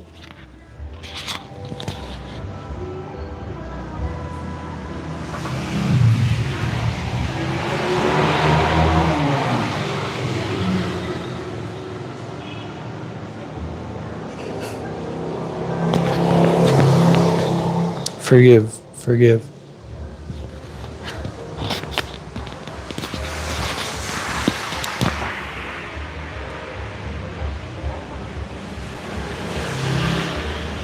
Is the microphone still connected?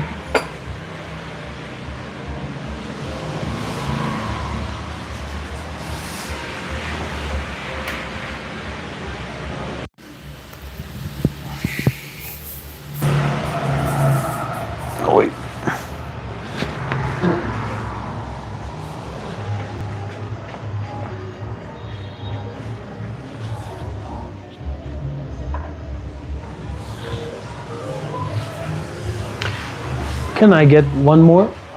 And one more water also. You want hot? Yeah, it's okay. Hot's good.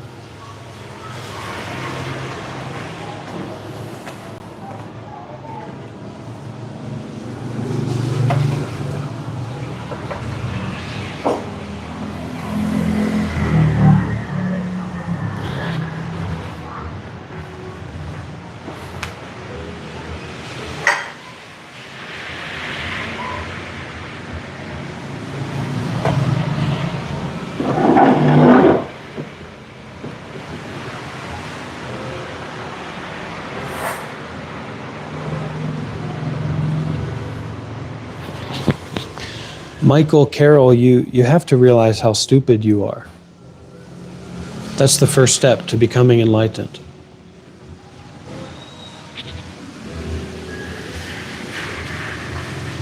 You have the wrong understanding. You have the wrong view.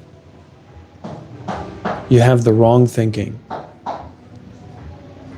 You have to start there before you can actually start listening.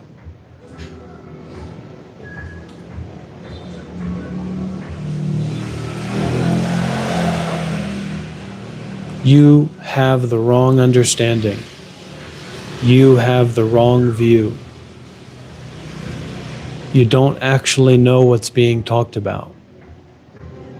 You're not actually listening clearly and closely to what's being said.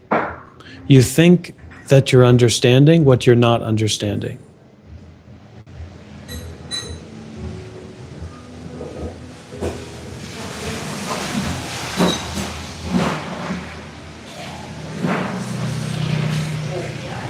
If we are unwilling to break through our usual way of thinking,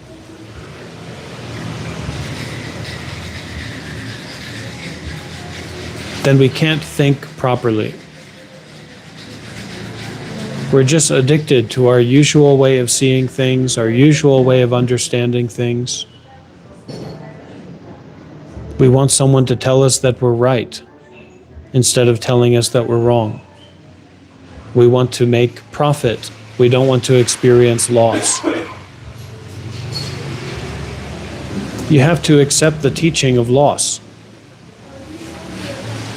You have to accept the teaching of being wrong. Or I will smite you.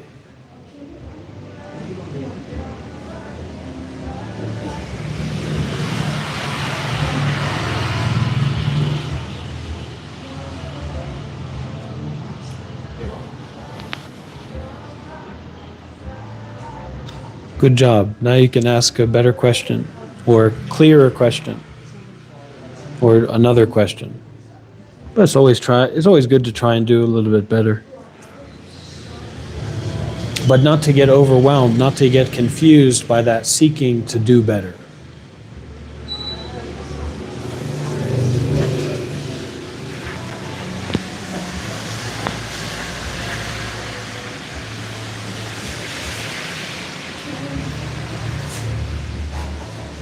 All these people running around thinking that they know about things that they most certainly don't know about. There could not be a greater disaster in human history than that.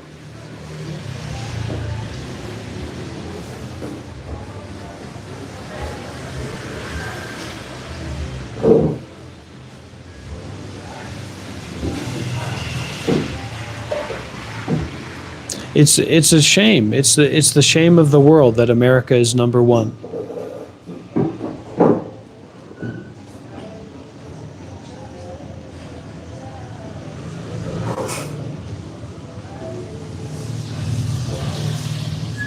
Yes, that's right, spearfishing. Good one.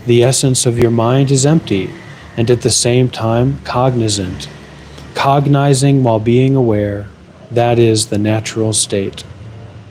Letting be in naturalness does not mean being absent-minded or dull. It is conscious and present.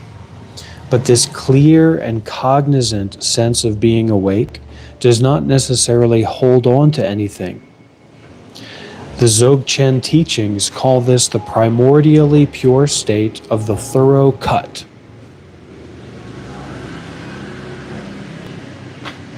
To cut through all of that intellectual thinking, to cut through all of that nonsense that's been going on in our minds. To be strong, to be brave, to be the big one, to be the smart one, to be beyond foulness. And Nick, you better watch your mouth. You better watch that mouth very, very closely.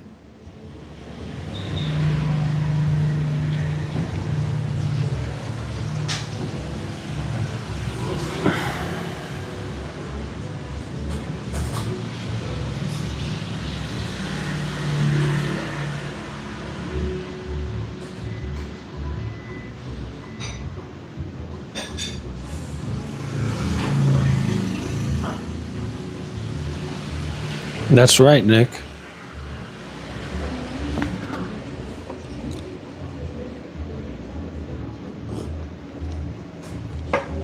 You're too arrogant. You think you're in charge. You think you're the understander. Be the kind and curious passerby that wants to ask a sincere question instead of thinking that you own Buddhism or you own monkhood.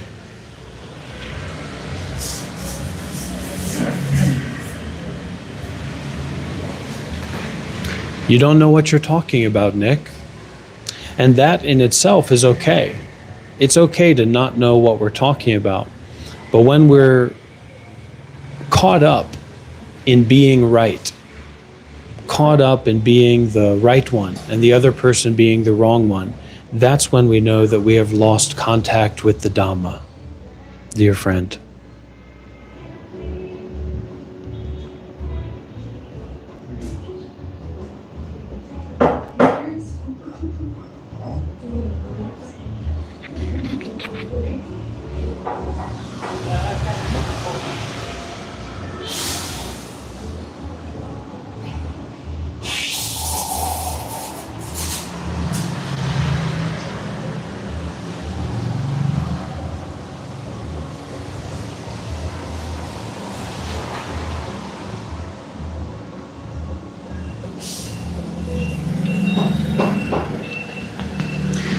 Try to listen again, Nick. When you get caught up in the idea that you're the right one and the other person is the wrong one, you have lost contact with the Dhamma. You have lost contact with the Four Noble Truths. You have lost contact with the Eightfold Path. You have lost contact with Dana, Sila, Bhavana, Samadhi, and Panya. The path, the Dhamma, the way out of suffering, has nothing to do with you being right and someone else being wrong. Meditation has nothing to do with someone else being wrong and you being right. So we take back responsibility for our own mindfulness. We take back responsibility for our own sati, to really be mindful. And if we want to say something, we speak kindness, we speak generosity. We stop pretending. It's kind of like we're pretending to win an arm wrestling match or to be able to win an arm wrestling match when we're not even willing to put our elbow on the table and grab a hold of the hand in front of us.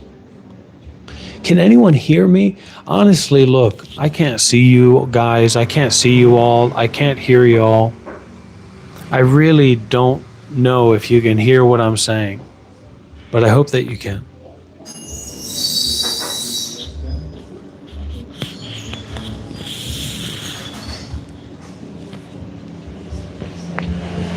It's not about judging someone. It's not about that person being wrong. It's about the confusion of winning an arm wrestling match when you're not even willing to put your elbow down on the table and hold the hand of the person that's holding out their hand, that's inviting you.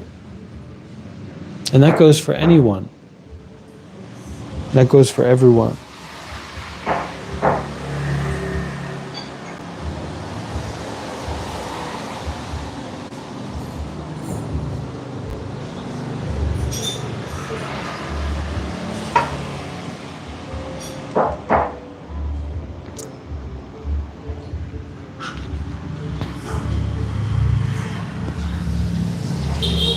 We're not going to come here and be nasty and naughty and pollute the freshness of awareness.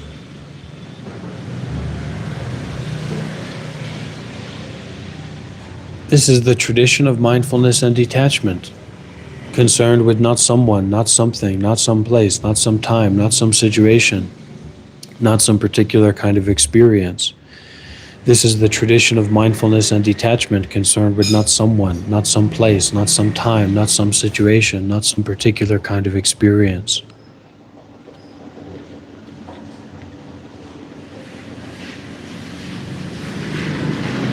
To listen deeply and to share deeply, to take responsibility for your own choice to be here, to take responsibility for your own capacity to look deeply, to be in connection, to be in relationship. I mean, isn't the most interesting aspect of this being live that we actually have a capacity to connect with the person that is live streaming?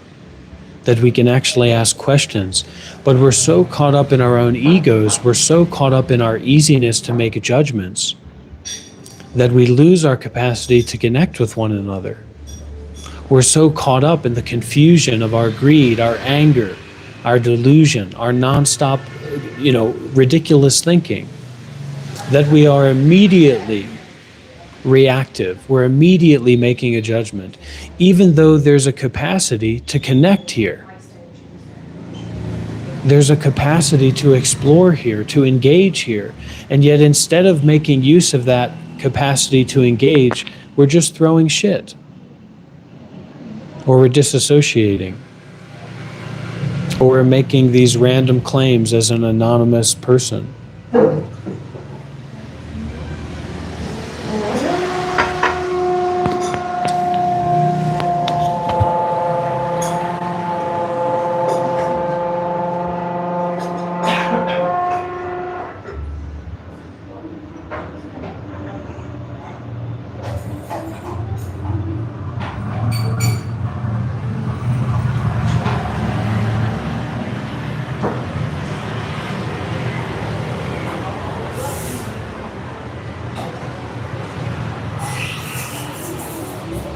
Om mani padme hum, om mani padme hum, om mani padme hum, om mani padme hum, om mani padme hum, om mani padme hum, om mani padme hum, om mani padme hum, om mani padme hum. Om mani padme hum, om mani padme hum, om mani padme hum, om mani padme hum, om mani padme hum, om mani padme hum, om mani padme hum, om mani padme hum, om mani padme hum, om mani padme hum, om mani padme hum, om mani padme hum, om mani padme hum.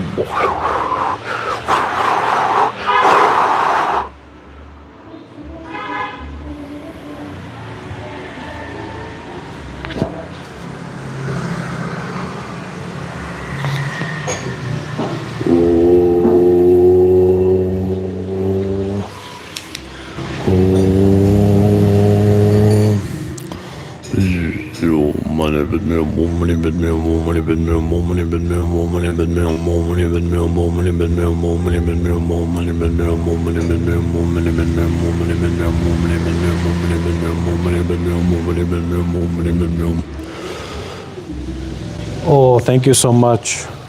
Yeah, you're very kind. Thank you. Come on.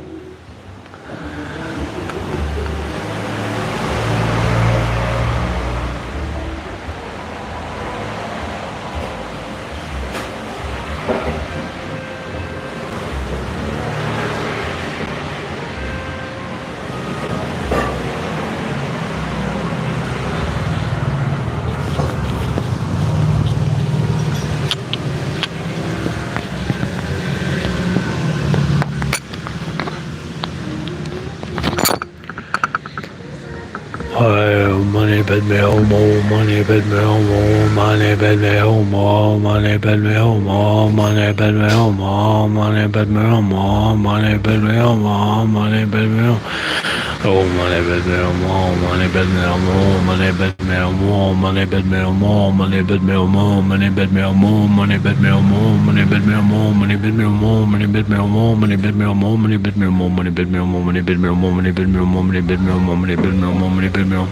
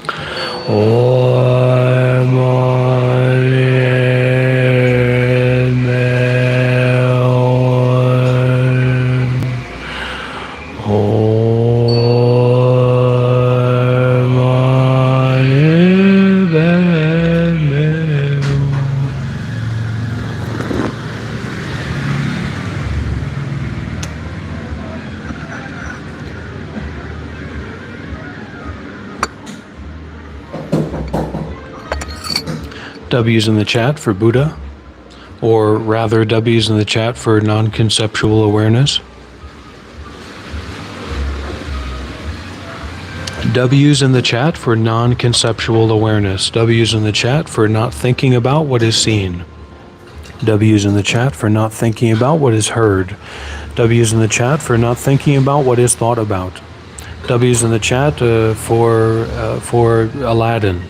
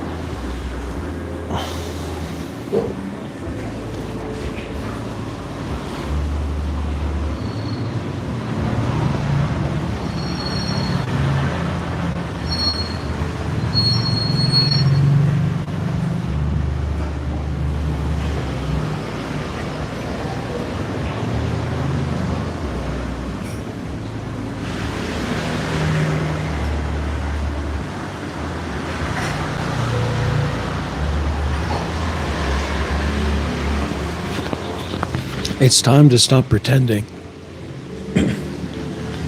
Modern America has raised generation after generation of pretenders, fakers. They're not real. They're not honest. They're pretending to hold on to these particular thoughts or views or opinions. They don't really follow those opinions. They don't really stand behind what they say. I stand behind what I say. I stand behind who I am. I stand behind what that is, what this is. Not just leaving opinions, leaving a like, leaving a dislike.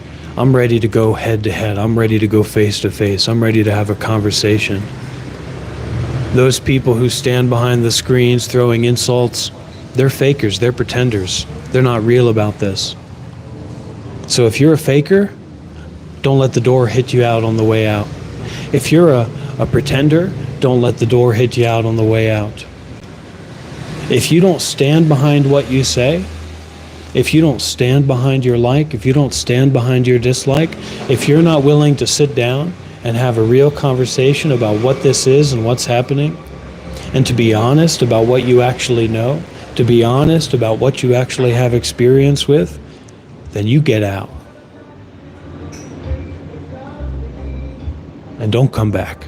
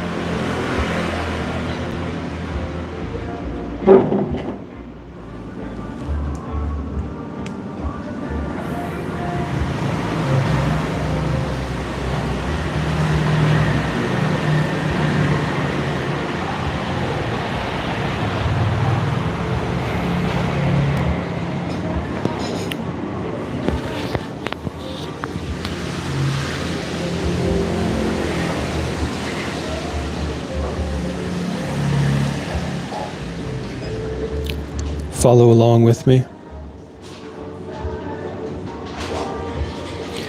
We would like to declare the removal and cancellation of our attachments to and expectations of everything whatsoever, whether worldly or spiritual. Forbidden persons, forbidden things, forbidden treasures, our and others' bodies and minds, our senses of sight, smell, taste, sound, and touch, our sensual emotions, our thoughts and feelings, our way of living, all attachments and everything. We would like to renounce and revoke any binding agreement, commitment, wish, promise, plea, curse, vow, feud, spite, hatred, vengefulness, cherishment, concern, love, binding, and attachment towards anything, whether they are lands, countries, world, samsara, other beings, or ourselves. These limit and narrow us. They burden and prevent us from being in accordance with Satya Dharma and from being boundless and unconditional and blessing all beings in all worlds and samsara. We would like to declare the removal and cancellation of any bribery or wish that we have made about any matter to any place, person, spirit, holy deity, divine being, benefactor, the noble ones, the grace of the triple gem, or Mahaparami. Such karma has bound and obligated our hearts and has caused us to be unconditionally indebted from the past till the present and will carry on into the future. We would like to renounce and cancel all desires for and obsessions with great blessed fortune. Fortune, grace, merit, or might. May we renounce and revoke all desires to practice our bodies and minds, to know or to learn, to have certain fixed states of mind, to obtain mindfulness, concentration, or wisdom, to gain power, supernatural power, or authority, or to attain nirvana or enlightenment. Such desires are all worldly matters. They make us want something from Dharma. They make us narrow, limited, and uneasy when we are among other beings. May we renounce and revoke all desires for and obsessions with Dharma or virtues which have become endless attachments to goodness and created new karma. We would like to renounce and revoke all desires for the results of our merits. These desires have caused us to be trapped in enjoying such results and making us not open to fellow beings. Such are worldly behaviors of worldly beings. We would like to renounce and revoke desires for and obsessions with wisdom, intelligence, or quickness of the mind. These are worldly feelings which do not end. Misusing them will only create karma. We would like to renounce and revoke the desires for and obsessions with kindness or morals. These are worldly behaviors which cause us to linger among ourselves, our families, and our followers. Such desires and obsessions create new karma that hold us back from Satya Dharma. May we renounce and revoke our expectations for many followers. May we renounce and revoke our expectations to associate with those who can get along with us, or anyone who has the same karmic characteristics, likes and dislikes as us. These expectations make us narrow and focus only on ourselves. They lead to new karma, cause differences and separations, and do not bless worldly beings in samsara in a boundless and unconditional way.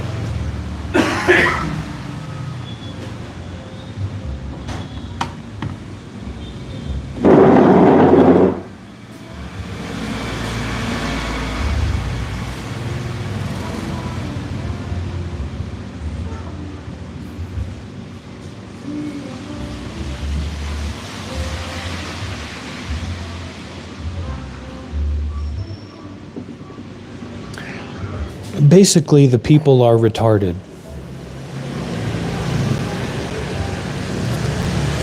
And this isn't just like the people who don't like me or who don't agree with this.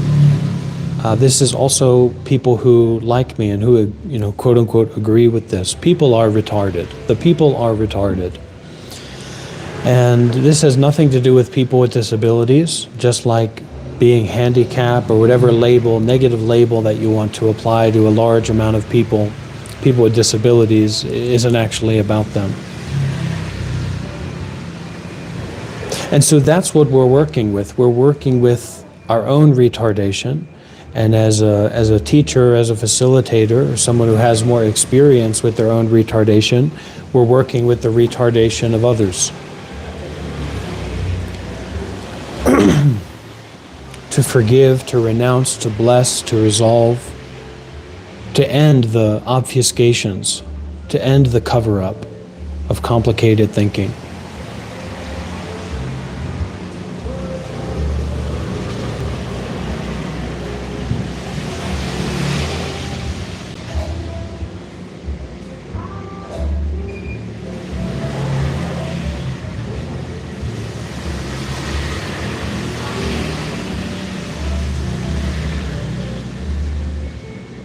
So if you can start from the position that you're retarded, you will be able to actually look at this live stream, watch this live stream, and actually hear what I'm saying.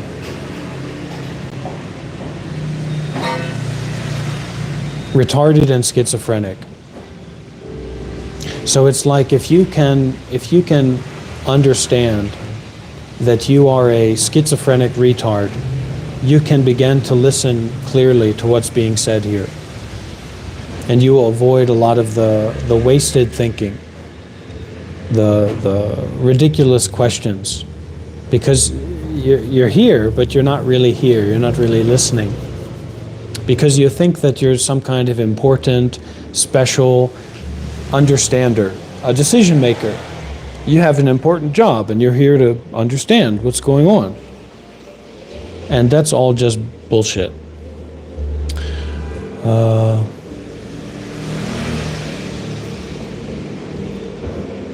The social media, and my position on social media is just the causes and conditions to stay in tune with what I'm most interested in, and deepening and developing my experience with mindfulness and detachment, doing all kinds of good deeds without limit, addressing the fail-safe of relaxation when it comes to tension, addressing the fail-safe of kindness when it comes to anger, addressing the fail-safe of not thinking when it comes to delusions, addressing the fail-safe of step back and widen out and brighten out the whole body and mind when it comes to a state of retarded dullness that we take for some kind of absolute authority over the world.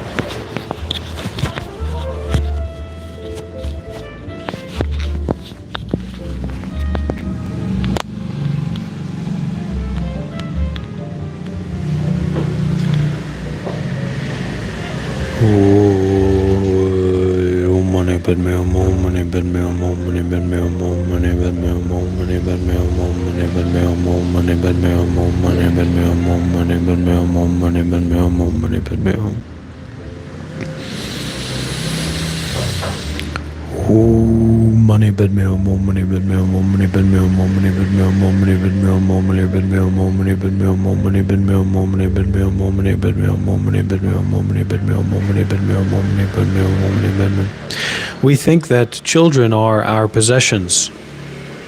We think that children are property. We think that the world is somehow our property. But in fact, the world is propertylessness. The world is without properties. And so when our negativity is looking for a place to establish itself, we will get into anything. We will get into anyone. We will hold on to any idea that allows that anger, that greed, that non-stop thinking to perpetuate itself.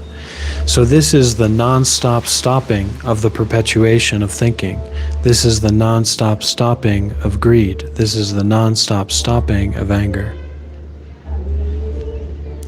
Oh, money, bid me, more money, bid me, more money, bid me, more money, bid me, more money, bid me, more money, bid me, more money, bid me, more money, bid me, more money, bid me, more money, bid me, more money, bid me, more money, bid me, more money, bid me, more money. This is the spiritual warfare of nonviolence.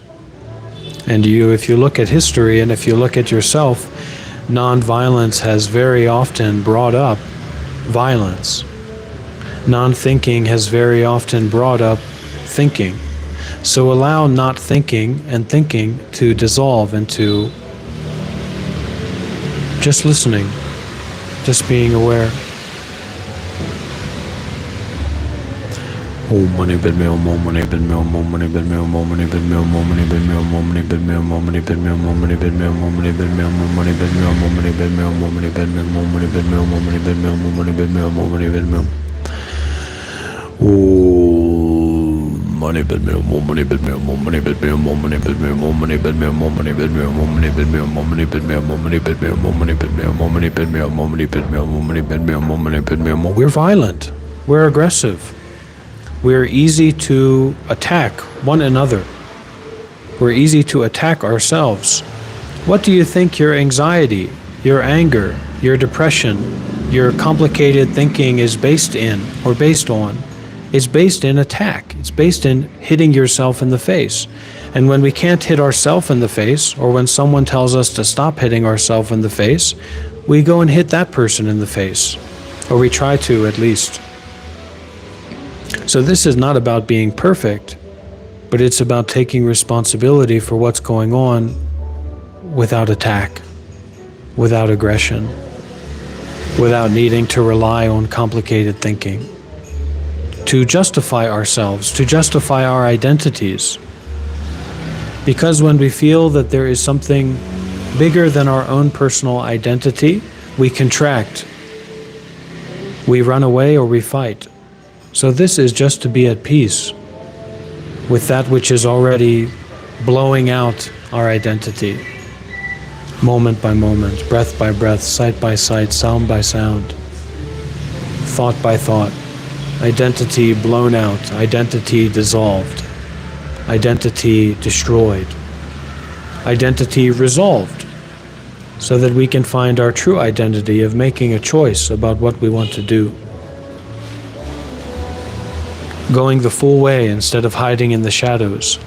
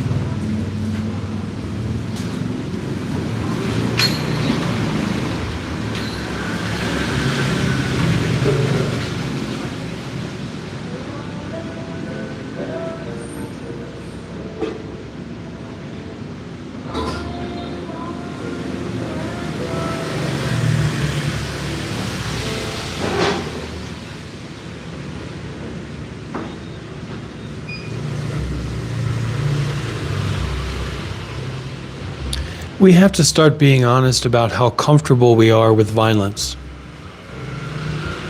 how comfortable we are with children being starved, killed, how comfortable we are with people being tortured, how comfortable we are with hate, how comfortable we are with greed, how comfortable we are with delusional thoughts.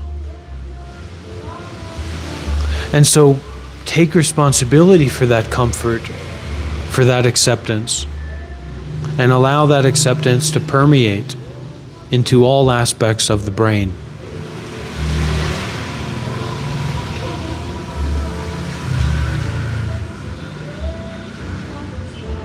Accept everything as it is right now.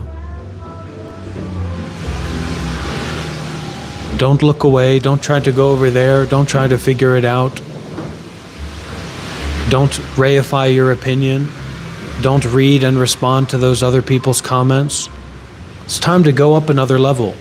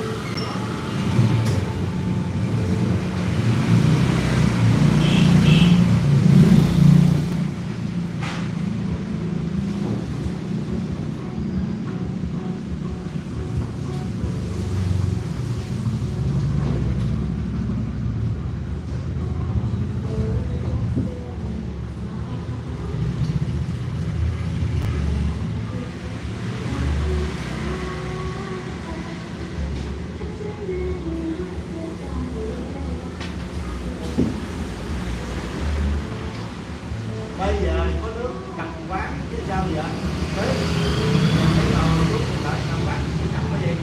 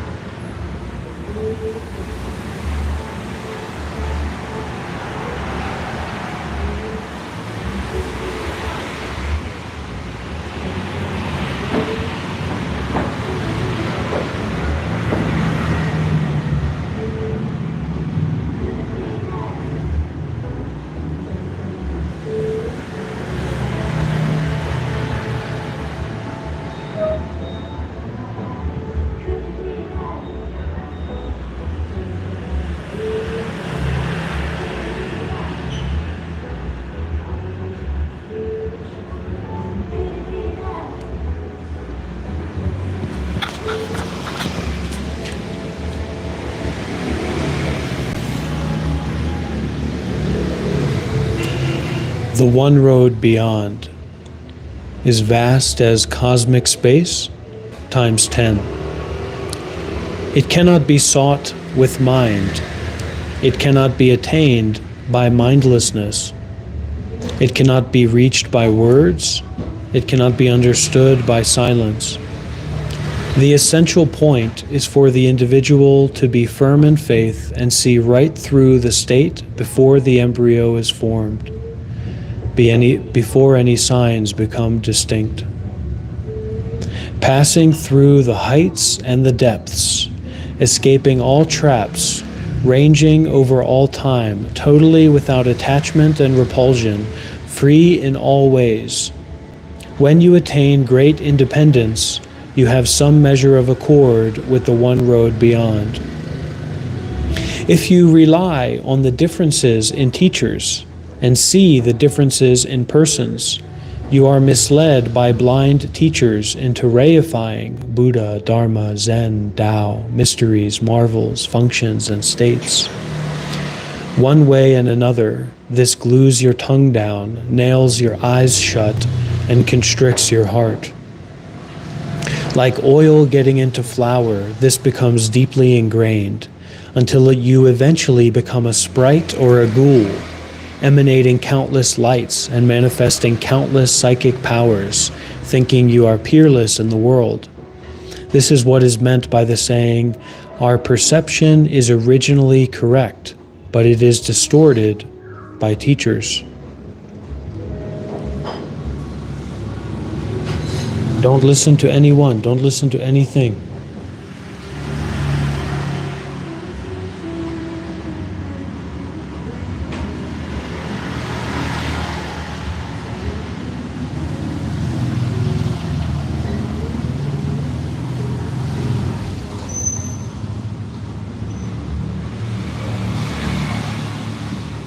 The hopeless ground of being.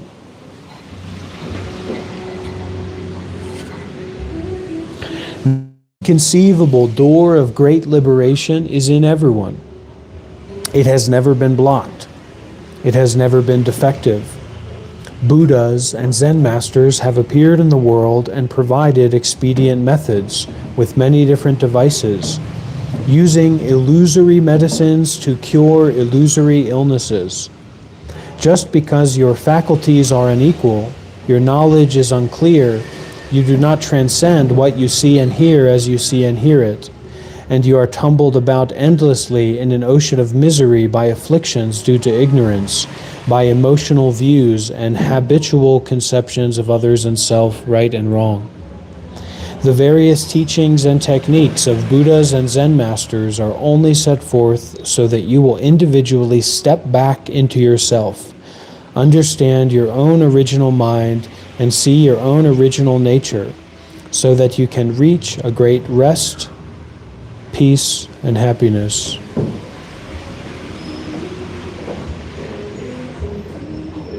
In the root and stem of your own psyche, there is an accumulation of bad habits. If you cannot see through them and act independently of them, you will unavoidably get bogged down along the way.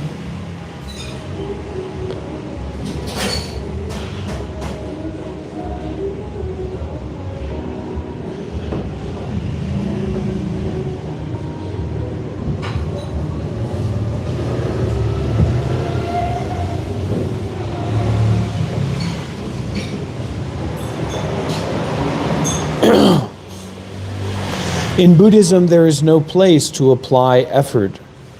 Everything in it is normal. You put on clothes to keep warm and eat food to stop hunger. That's all. If you consciously try to think about it, it is not what you think of.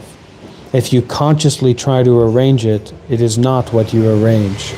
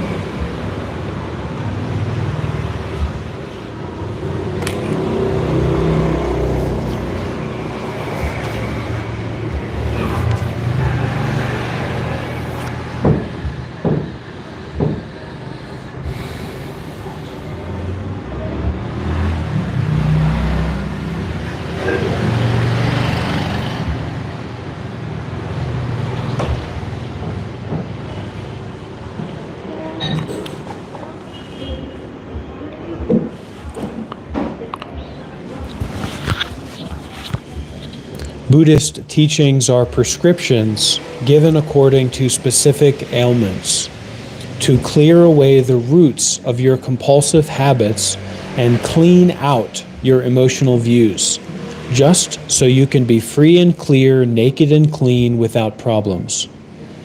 There is no real doctrine at all for you to chew on or squat over.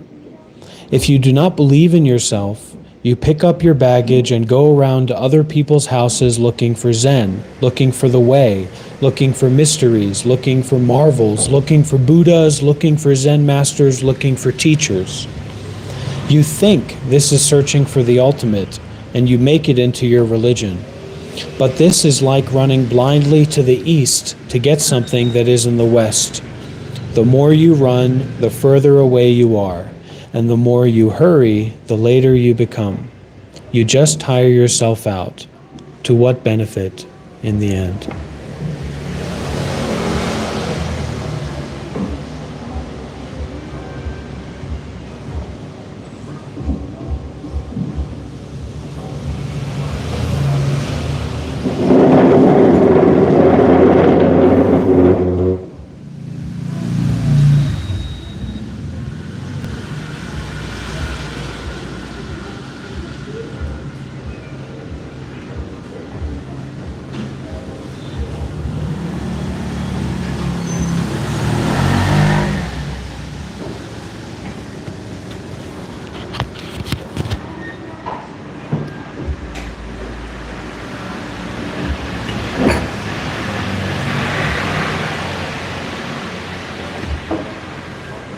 Any questions, any comments?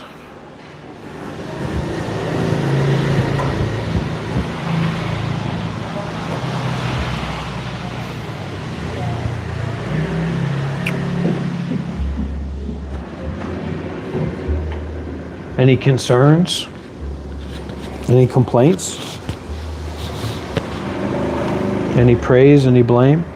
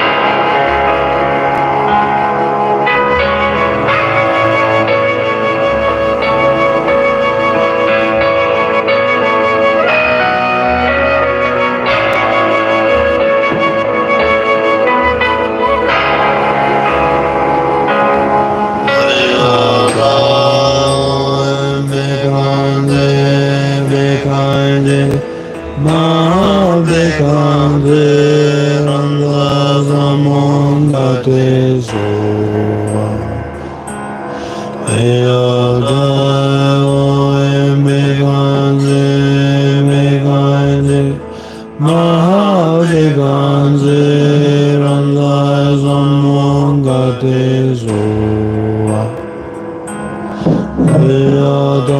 eyada bekanje bekanje ma bekanje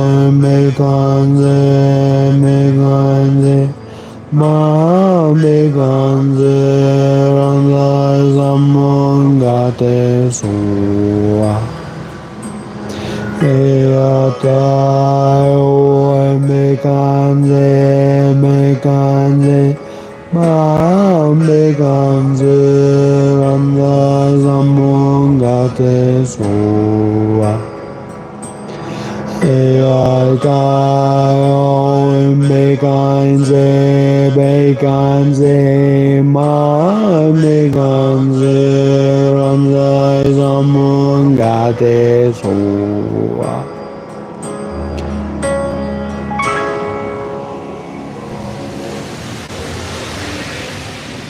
That's the kind of timing that we're on here.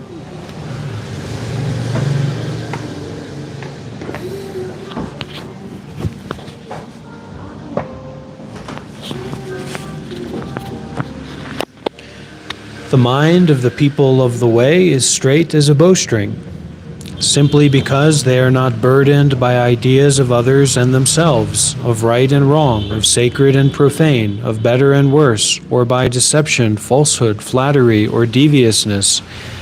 They spontaneously gain access to the substance of mind that dwells on nothing. Fundamentally, this is not another, not oneself, not ordinary, not holy, not mind, not Buddha, not a thing, not Zen, not Tao, not a mystery, not a marvel.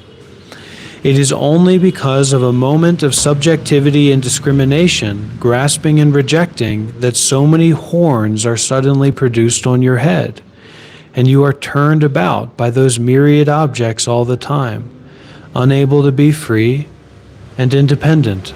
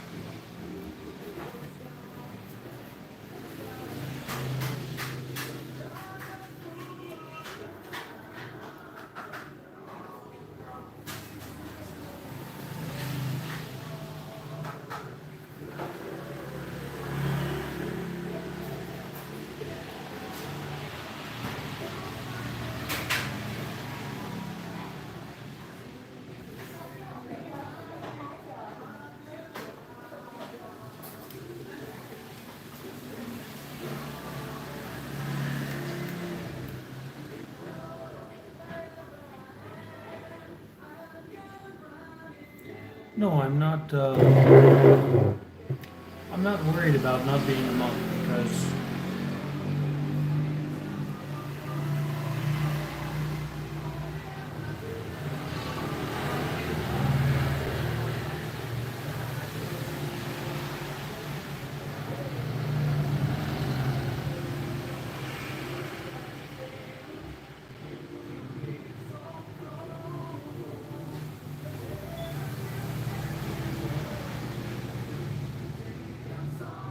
I'm young, and you know, I'm open to life.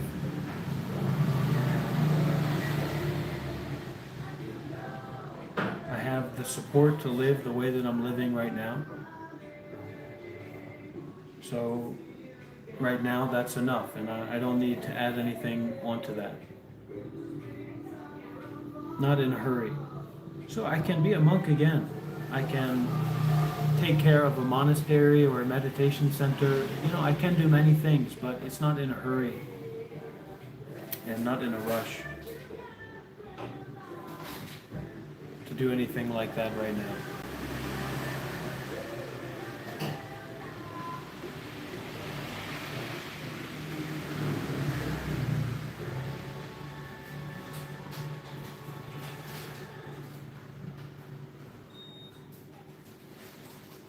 To use your money or to use your capacity or your resources to go and stay at a monastery is a good thing to do, is a great thing to do. It's worthwhile to do that. To use your money, your time, your energy, your resources to go and get more experience with people who meditate or people who are in that field, that's probably a good thing to do. Because even if we stay home, you're still subject to sickness, old age, and death. So why not be subject to sickness and old age and death around people who are concerned with the ending of being subject to those things?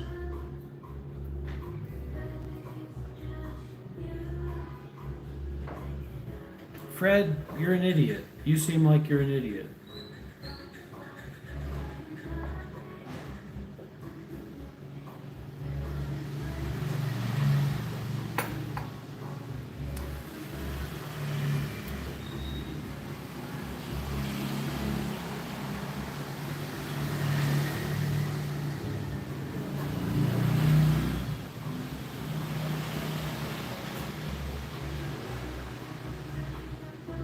So who's right or wrong in that? Whose idea about the other is right? Nobody's. What's wrong is making up beliefs about what other people are.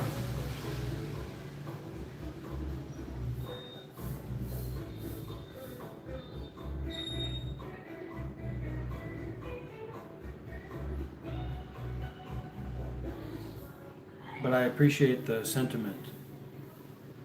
I'm okay, thank you.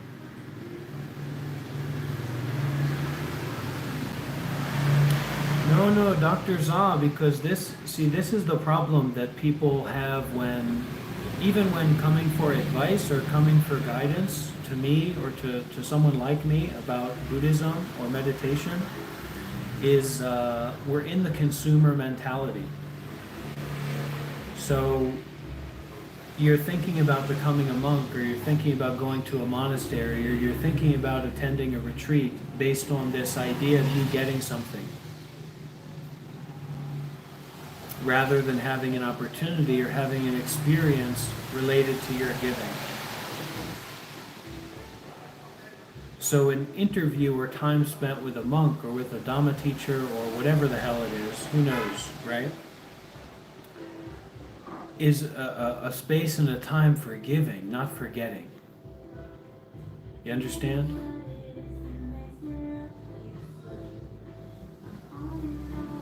I don't come to the coffee shop to get anything. I come to the coffee shop to give.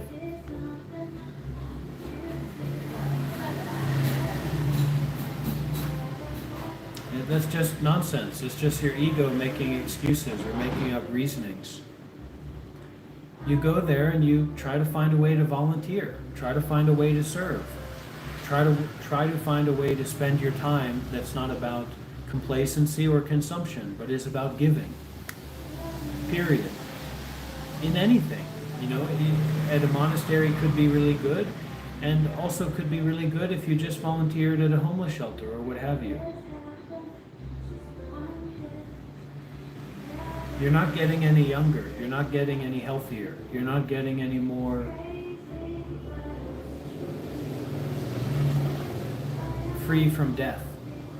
So just go out there and give. You know, those access points to leading a meaningful life should be made use of. Really. Don't let your thinking get in the way of your giving.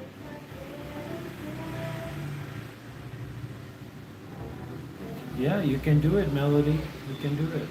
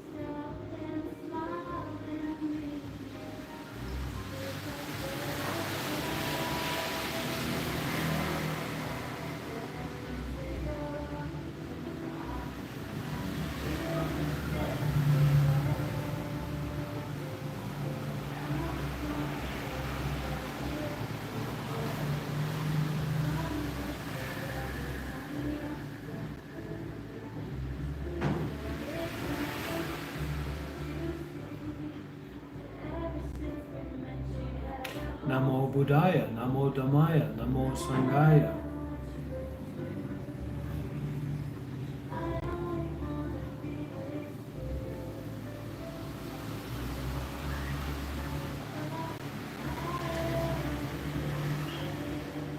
So instead of the reality of the situation culturally, socially, like the modern people that come across this live stream and the way that they carry themselves, the way that they act, instead of getting disempowered by that, make that another reason to give.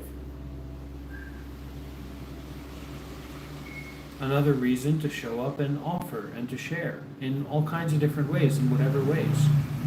Seeing how disengaged and how confused and deluded and completely ridiculous people are, make that a reasoning to go and do something that's seemingly not completely ridiculous, like helping others, like taking care of the worm that you find on the road, taking it over to the soil,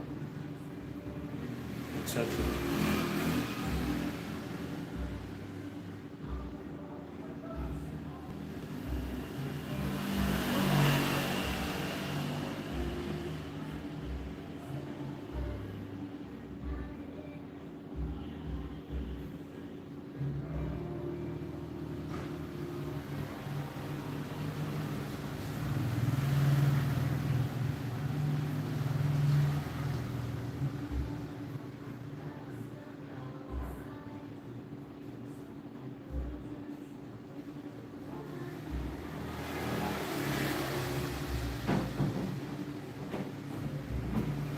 This is that video coming up.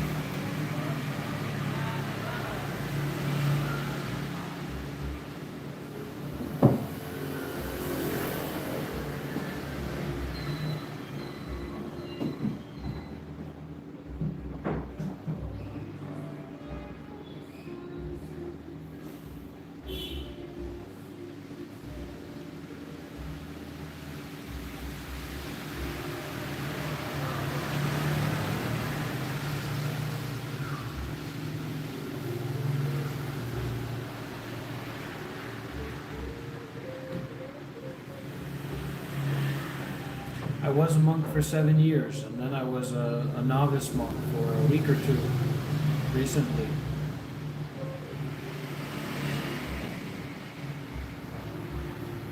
I don't know what I'm on, what my journey is or is going to become.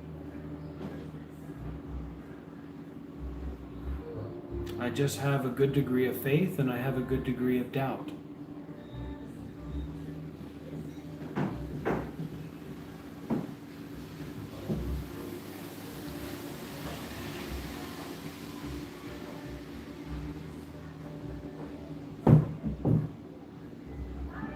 And I have enough support to sustain that currently. That way of faith and doubt.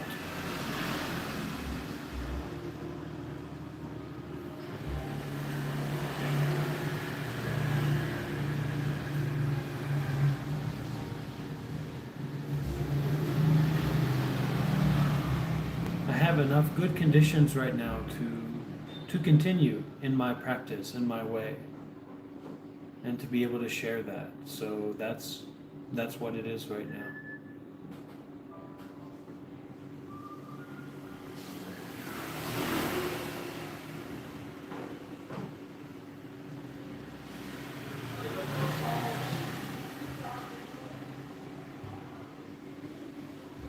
All right, Tathagata. Good luck. Teruwan Saranai. Teruwan Saranai. Teruwan Saranai. Sayonara.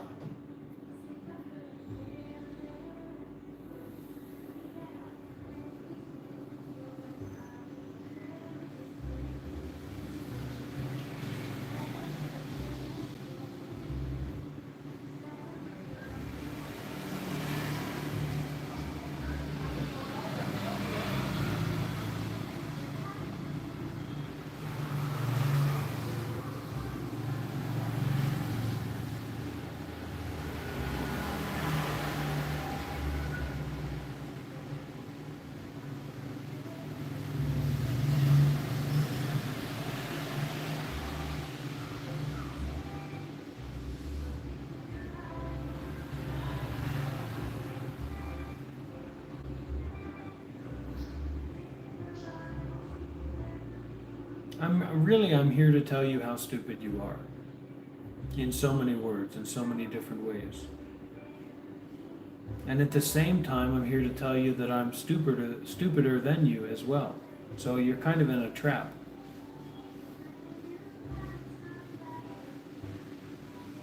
And when we know we're in a trap, there's only one option. Get comfortable in the trap that you're in, or get out.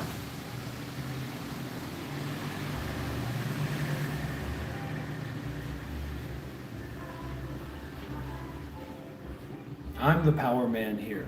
I'm the real power man.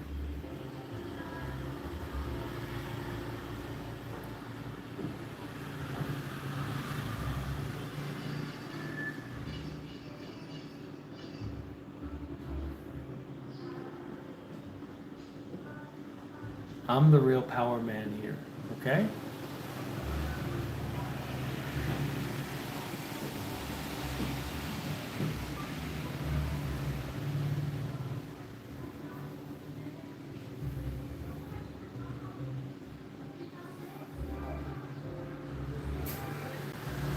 Shut up and listen. Yes, I am.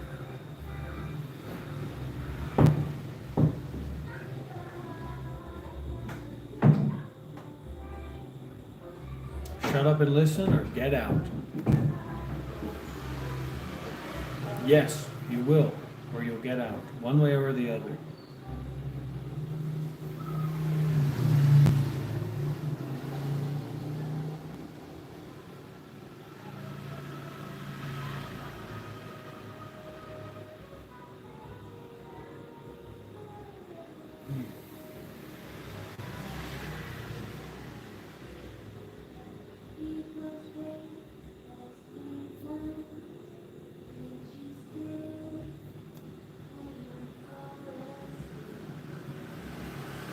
There we go. Now people are starting to get the hang of it. Now we're starting to get on the same side of the aisle.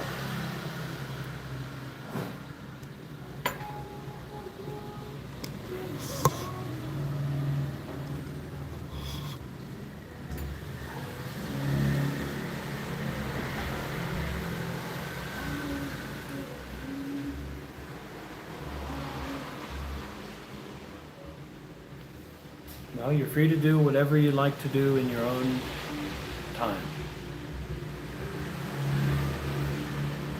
But that doesn't change the fact that I'm the real power man here, okay?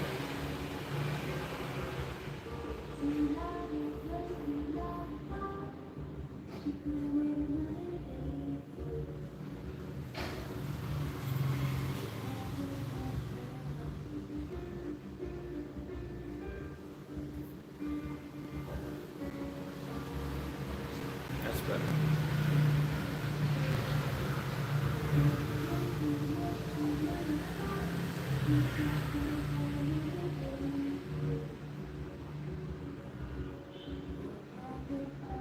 I was touched by Jesus one time when I had a stomach ache. And the stomach ache went away.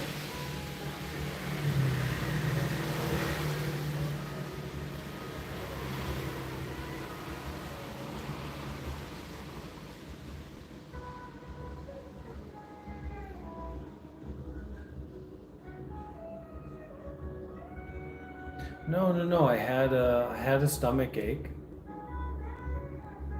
I had a really bad stomach ache. I was maybe 10 or 12 years old or something like that. And I prayed to Jesus and I said all the right things. I said, Jesus, I know you created the heavens and the earth and the mountains.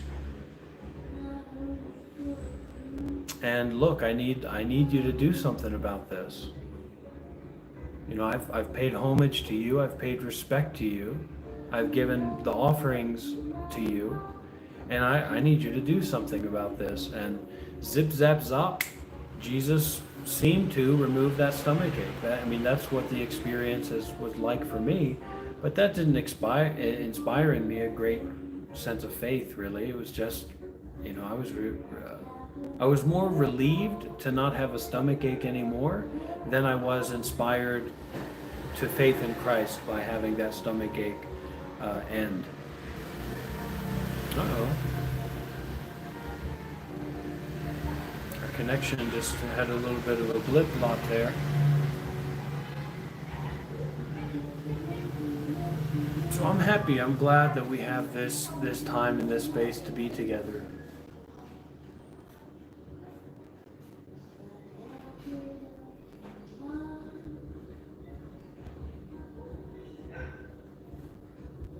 Great. So what? Who cares, Webkins? That's not important. Remove that comment. Get that comment out of here. That kind of comment's not important. I don't know. Call them up. Pray to them. Do whatever you want to do.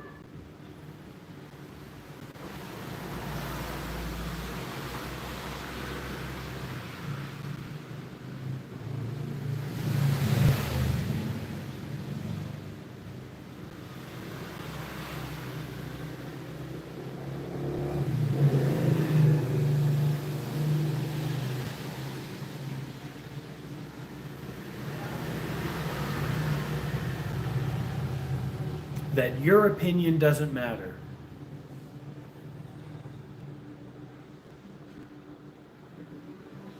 I'm in Vietnam, old school.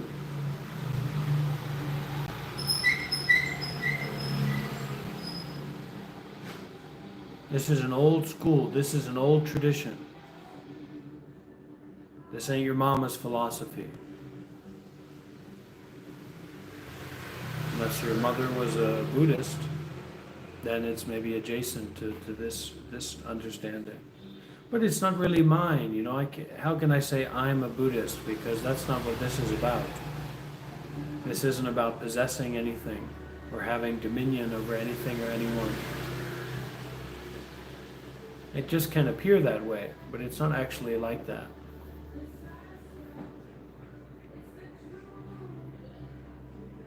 Owe it all to you.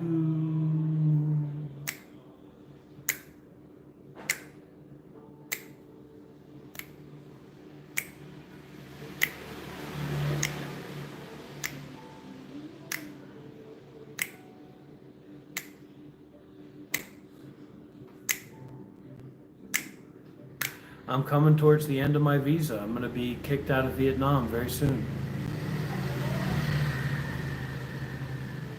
I had an invitation to China, but it doesn't seem like it's going to work out.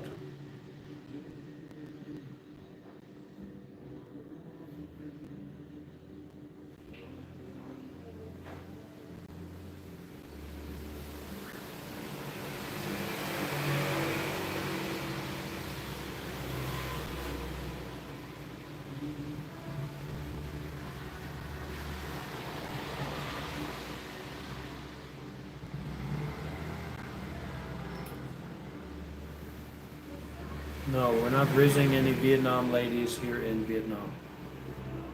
That's not the subject of this trip.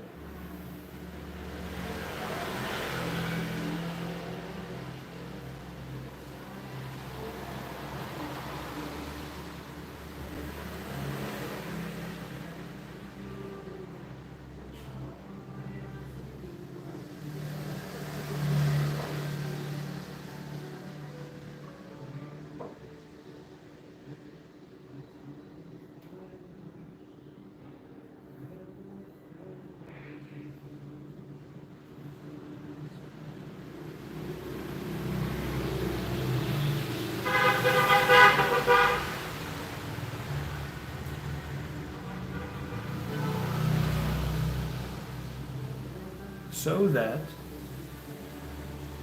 just as much, and we'll talk about that, Jack. Don't be in a hurry to leave your comment and skirt away like a little bumblebee bug. I tell you, if I could get a hold of some of these people here, I'd get a hold of you and I'd shake and I'd shake it. What'd you say? What'd you say?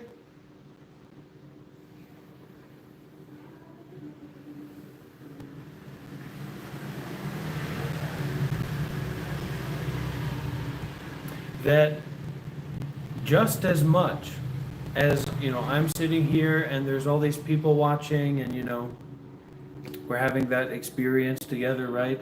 That just as much as that is the case, there's not actually anybody here. Or that I can feel, I can experience that as much as I'm just sitting here and like aware, and then there's all these people here, I'm also just sitting here aware and there's not anybody here. Both of those are equally true to me. Equally practical to me.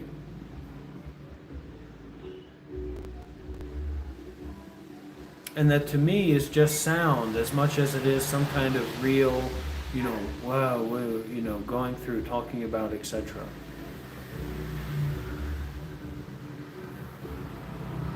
You too, Bhumika. May we all heal from the things that we don't talk about. Bye-bye. See you later.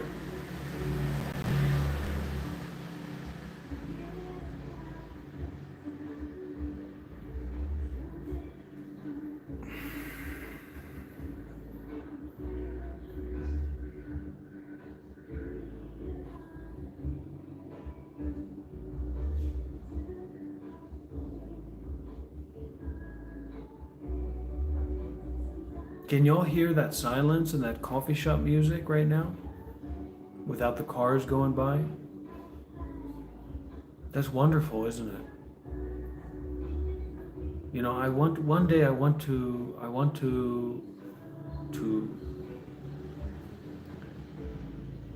to have a coffee shop like this, to own a coffee shop like this, one day.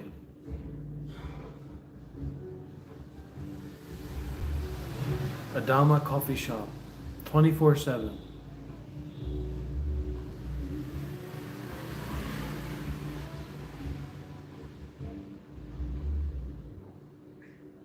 But not today, and non-ownership, even more so than that.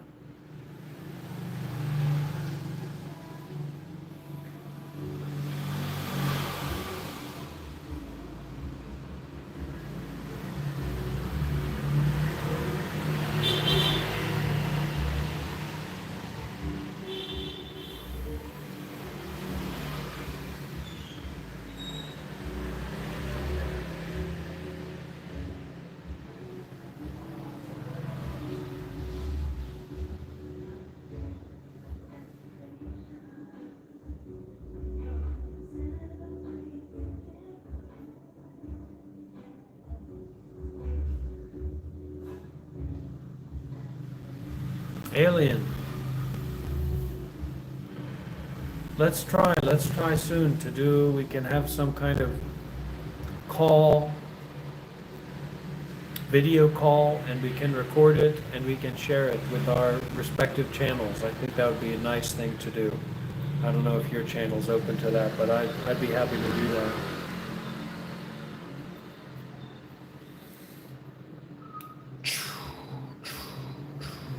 Cottonmouth, I mean, any of the up and coming Southeast Asian countries, I think especially Vietnam would be most feasible, but Japan would be great, South Korea would be great, even in the Cambodia or the Thailand can do it, you know. It's just, it's so much investment, and it's not just to make a coffee shop like a place where I can live and be at. It's really to have that kind of 24/7 Dharma center in the main street. You know, where that influx and outflux of energy can take place, and there's like a continuous movement. Well, that's really what we're talking about here, Shelley. That's really what we're talking about. I don't speak much Vietnamese.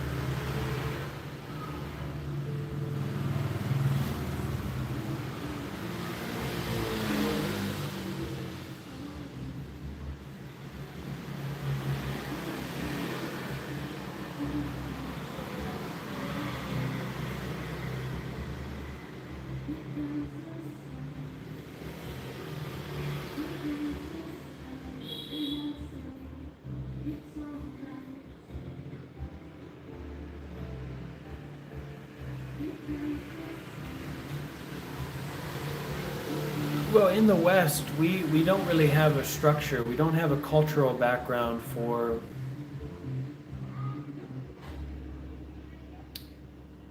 structures of authority based around Dhamma that directly correlate with like generosity and engagement and self-sacrifice. We culturally, we don't have that structure. So the structure that kind of has to be built is a structure of spiritual friendship.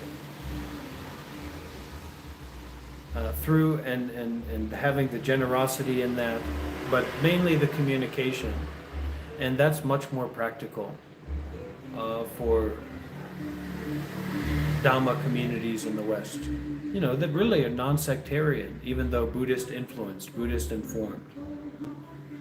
Insecurities are a pretty easy thing to detach from, because we realize that, you know, we don't have to take what we think so importantly. You can so what your way out the door through your depression into a walk in nature, and just so what all along the way. And once you can do that with yourself, you realize, who the hell are those people? Who the heck are they supposed to be? They're just a bunch of nobodies, just like me.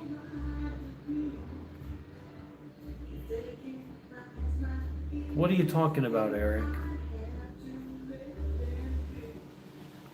I don't live anywhere. I'm homeless. I'm a wanderer. I'm a man on the path.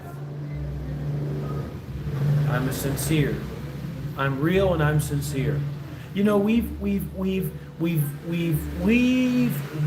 through the dimensions of complicated thinking, we've actually lost the importance of those words. I'm real and I'm sincere, and I'm here to listen and I'm here to share. Point blank, makes me want to grab a hold of people and shake them up.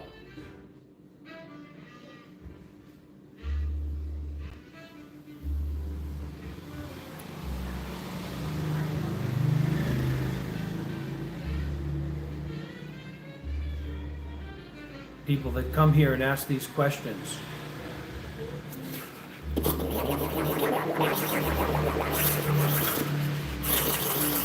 What are you doing here? That's what my Dharma coffee shop idea is going to be. Someone's going to come in, you have a coffee here? And I come out from behind the counter and I grab a hold of their shoulder. What are you doing here?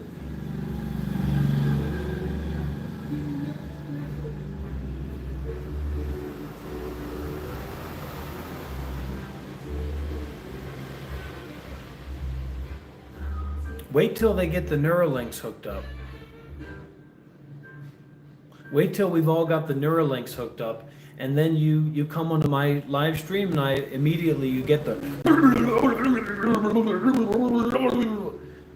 You're gonna have to take a break.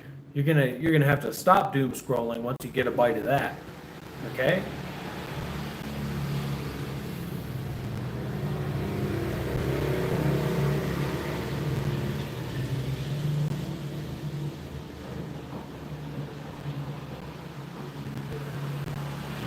We've got more than this inside of us. We've got something deeper in our hearts. We have a depth of presence and a depth of being real and a depth of being sincere and a depth of being wholehearted that we've forgotten. And it's been replaced with leaving comments and saying that we like things or we don't like things, or saying that we have a preference or we have an opinion or we want something, etc. Okay, alien. I'm not giving up on you.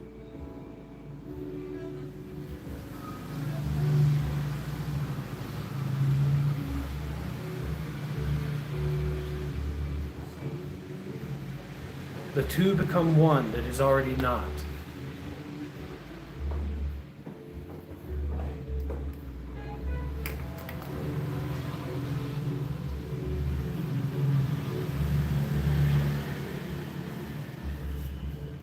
I've got shaken Rob syndrome.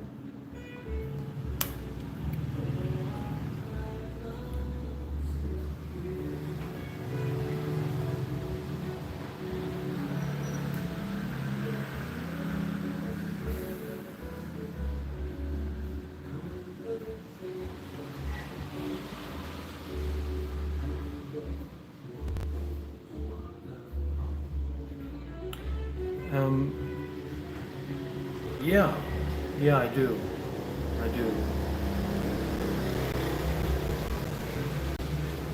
I mean, that's generally, that's one of those things that you want to take care of. But it may be less important than we think that it is in the bigger picture of things. It's just that you're very dependent upon weather, you're very dependent upon the social environment or structure around you. When you're sleeping outside, you know.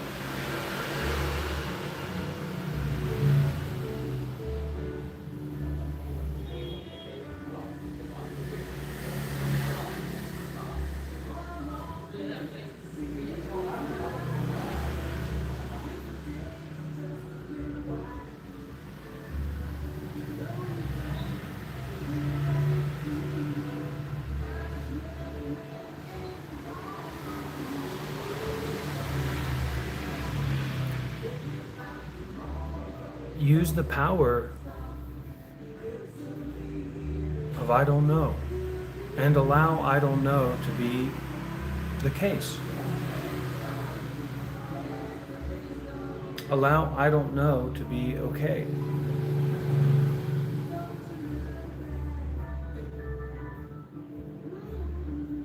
Be open completely to I don't know. Be for real about it.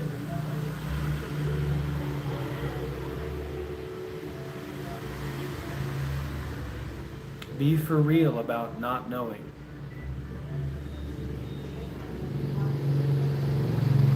Because, like, don't you want... Paul, like, can I help you with something? Do you have a question, Paul? Yeah.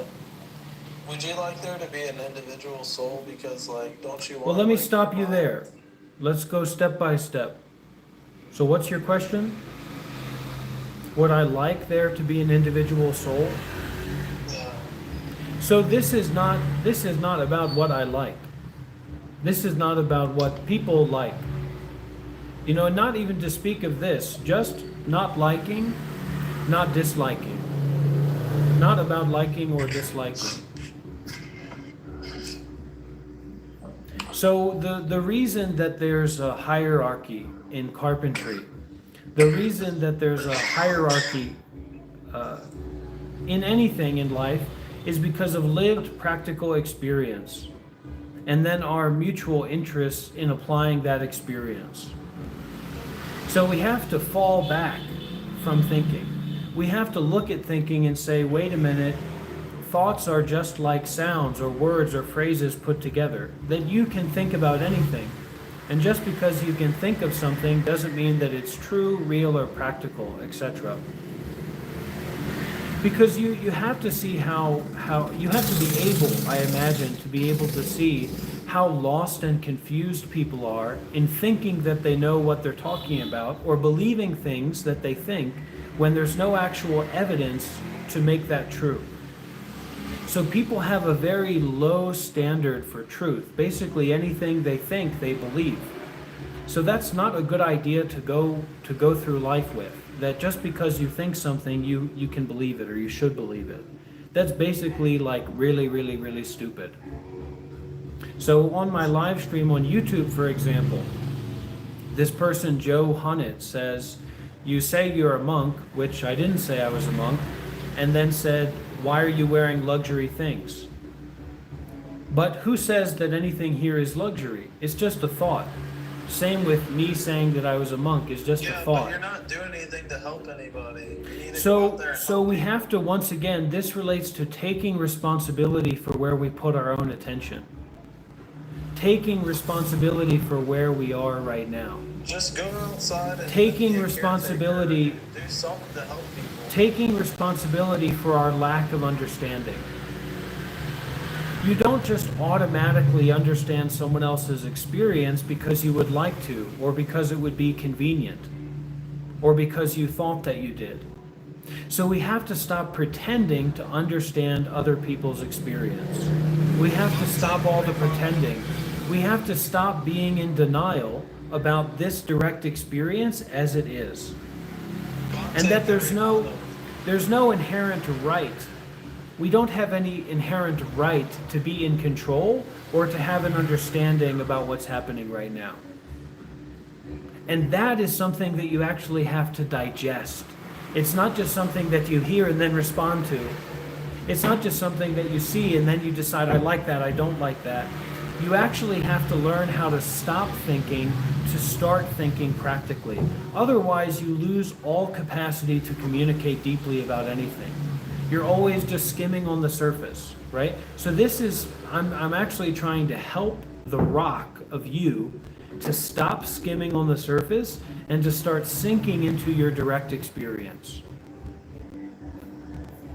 Let's go now to Spirit Vibes. Spirit Vibes, do you have a question? Yes. I was just wondering, are you familiar with Sadhguru? Yeah, Sadhguru's an OG. Sadhguru's a big name in the game, as we like to say. That's true. Have you met his ashram in India? Or I haven't been there because they're a little bit exclusive, at least from the outside view. To go there for a retreat or something like that, it's a few $100s, even for a few days. So I'm not really in a position to just go and do that, but I may do that in the future if I get the good chance, the good opportunity. Yeah. I think you can stay there for free if you've done one of the meditations. That's right. If you've done the inner engineering, and so that's like the course that you have to go through to then kind of maybe be able to stay there for free as a volunteer. And I don't know, I'm just skeptical. I'm skeptical about the depth of the practice and the community there, but I can see that that's just skeptical. It's just skepticism. I've done some of the programs, and I went to the ashram in America, and his whole thing is about like the consecrated spaces, right? I don't know if you've watched any videos. Yeah, sure. When he talks about that, but it's I don't know how somebody can fake the experience that people are having in this space, and the energy is palpable. Yeah, so I've got to do it then. I've got to try to make my way out there. Yeah, especially the one in India, because it's much more. Okay. That's what I heard from Okay. people I talked to. But I've had some good experiences with the meditations, and the energy is just like so palpable. Like, even Sadhguru, like I met him when he was there. I saw him. Yeah. And he is just like put you on your socks, right? Put you on your ass. I've never seen somebody like that. You know what that's I mean? right. So, And so that's I'm what, skeptical as well. that's what we have to do, Paul. Bhante Varipano. That's what we have to do, Paul. We have to stop relying on like our capacity to make judgments about things, and we have to go out there. I don't think you know what you're talking about. I think you need to go learn from someone first. You don't need to be a teacher yet, I feel. But we have to actually go out there and deepen our experience through being with teachers, living in community, attending meditation retreats, etc., Paul. That's really what we have to do to have a voice about these matters. So I would take the mirror and I would turn it around to you, because you kind of invited me to look in my own mirror, right? And so I'm inviting you to look in your mirror. What kind of practice have you done? What kind of experience have you had? What kind of teachers have you studied under? What kind of communities have you lived in, etc.? Can you tell me a little bit about that? Not to get defensive. Not to get defensive, but just to share about your experience. I have a PhD in theology. Well, this is not about theology. Meditation is not theological in nature. This is not about conceptual thinking. This is not about the intellect. This is not about beliefs, thoughts, stories, concepts, etc. It's not even about experiences, but you can begin to look towards your experiences to determine what your relationship is to experience itself, especially experiences concerned with experience itself, reality as it is, that's not based in concepts or beliefs or stories. So what do they say in America? What does Donald Trump say? He says, that degree ain't worth shit. And, that's what a lot of people are going through, is that their doctorate degree or their special degree doesn't have anything to do for them. And so in the same way, you may have studied the Bible, studied the Quran, studied the Dhammapada, but you may not still get the truth of the matter.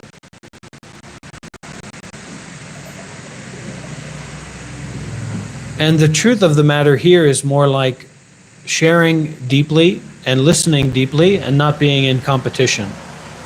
Yeah, but I'm smarter than you. Well, you can take that to the bank.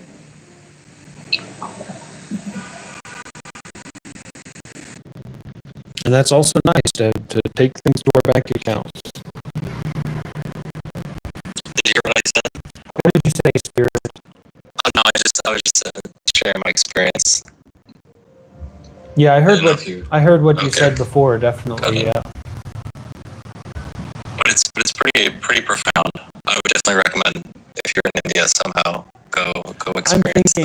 I'm thinking about making my way out there. Or USA too. I don't know if you come to the USA. It's a lot farther for me to come to the U.S., so we'll see what happens.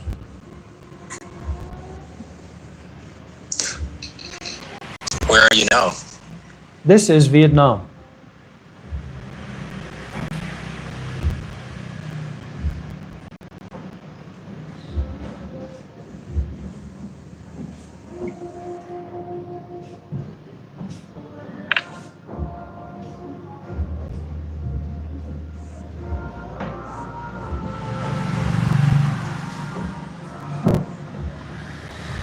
Cottonmouth, Donny Boy.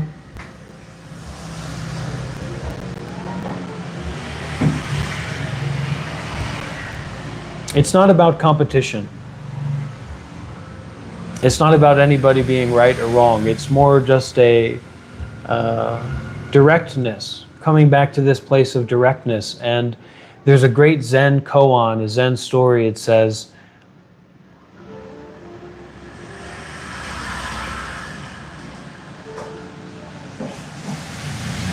dog chases mud ball, lion bites the thrower.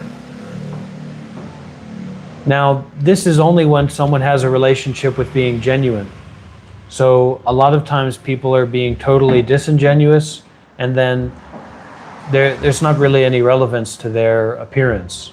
That's why there are these barriers set up. That's why to go to this Sadhguru thing, you have to pay hundreds of dollars, because there's so many people that are in need of help and haven't been raised in a way that allows them to have a connection with being genuine. And if you have all these people coming in, it's just very heavy. It's very difficult to deal with that and give them even it's like they need to be trained to be human beings. And so these barriers are actually in some way practical, some way important.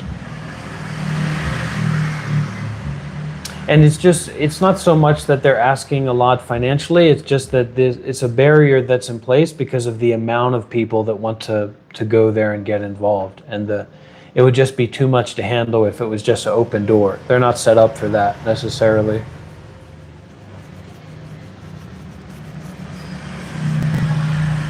Yeah, it is an awful barrier. And that's kind of my own hesitancy to go and do that. Because of course I could make it happen, to put myself in that situation, but I'm a little bit strong about for me, when it comes to spiritual teachings, when it comes to a spiritual organization, there should be a number to call.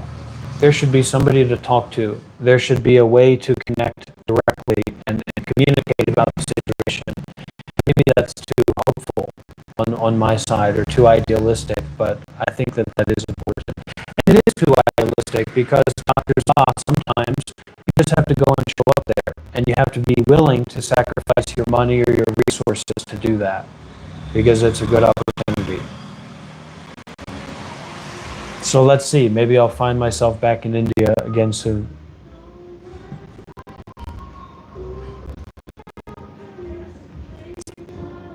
Thank you, Jesus. Appreciate you too. Love you too, Jesus.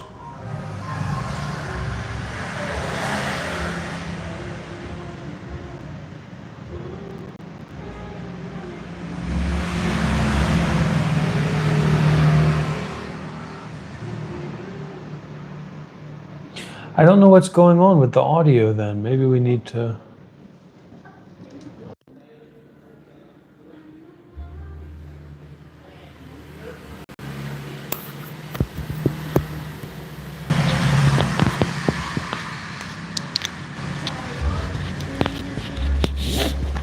I don't know. How can we explain it?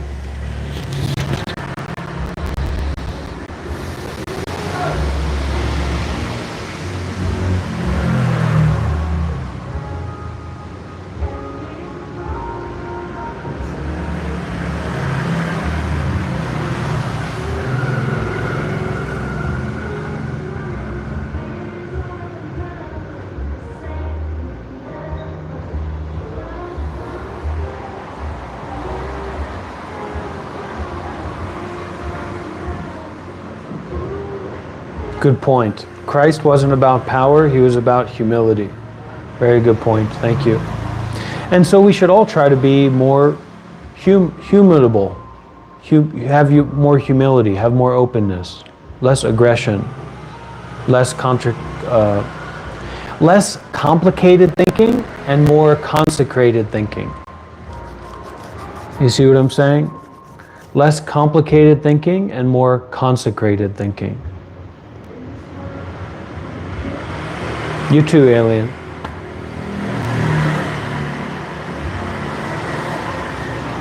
Be open and flexible and be vulnerable. It's less about humility, it's more about vulnerability. Because how can you be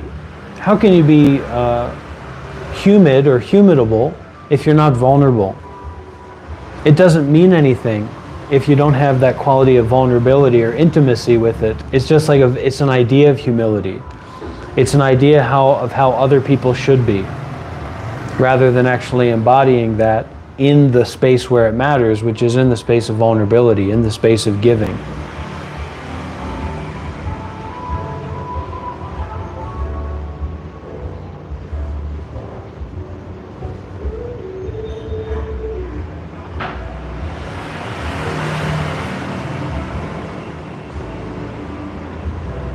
Step back from your thought body. Step back from your thinking body and tune into the energetic body, the body of energy, the body of sensations, the body of awareness, the body of presence, the body of the way that things are actually right now, in awareness, not through thinking. You understand? You TikTokers get to work. Tap, tap, tap, tap, tap, tap, tap, tap, tap on that screen. Leave comments. YouTubers, W's in the chat. Let's get onto the algorithm.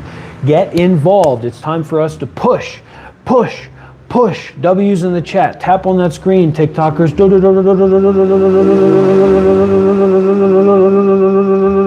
W's in the chat. Everybody, come on, come on, come on.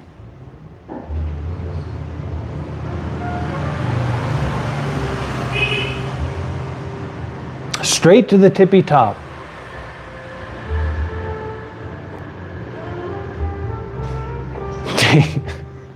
Take me, take me.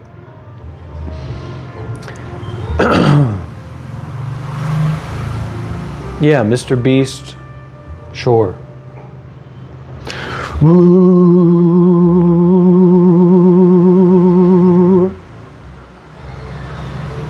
Especially those TikTokers. Those TikTokers are out of their mind. They're complete brain rot, complete disassociated from reality. You tell them, hey, the real live stream is over on YouTube, go over there. They can't do it. Even though they're always watching on TikTok, they can't go over to YouTube. So just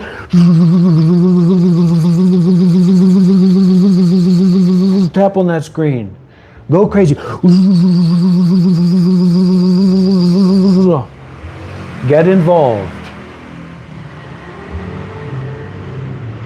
Giving a universe. EA362 is giving a universe or a galaxy. There you go, EA.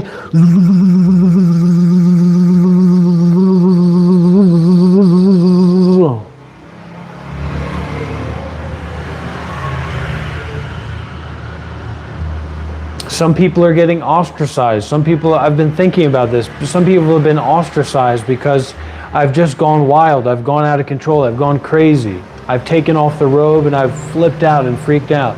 So they've recognized, wow, this is actually a bad Dhamma teacher. So they will go and find a good Dhamma teacher. Someone who really knows about Buddhism. Someone who really knows about meditation. Someone who really knows about the path. So go. That's great. That's really good.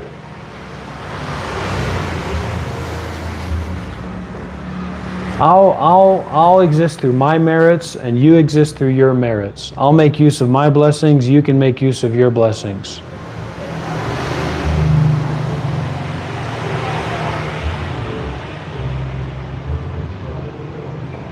How could you say that to somebody like me, Jefferson? Somebody who you don't know about a topic you don't know about, Buddhism, meditation, and you're going to come at me like that, T. Jefferson? That's not a real person, that's a bot. I can call those out from a mile away. It's a faker. It's a pretender. Not going to happen here. You know, we can't think about ourselves like that. We can't think about ourselves in this way of, oh, I could have gotten this thing. I could have gotten that thing. I could have been successful in this situation. I could have been successful if I didn't do that, etc. You know, oh, what a shame that I went down that road instead of that road. We have to arrive at the road of the present, or the road of presence. Presence is probably a better word than present to talk about this. Present is kind of a thing, but presence is more like space. So we're not tuning into the present moment, but tuning into the momentlessness of presence. We're tuning into the momentlessness of presence. We are breaking down the barriers of our laziness, of our sleepiness, of our fogginess, of our tiredness, of our confusion.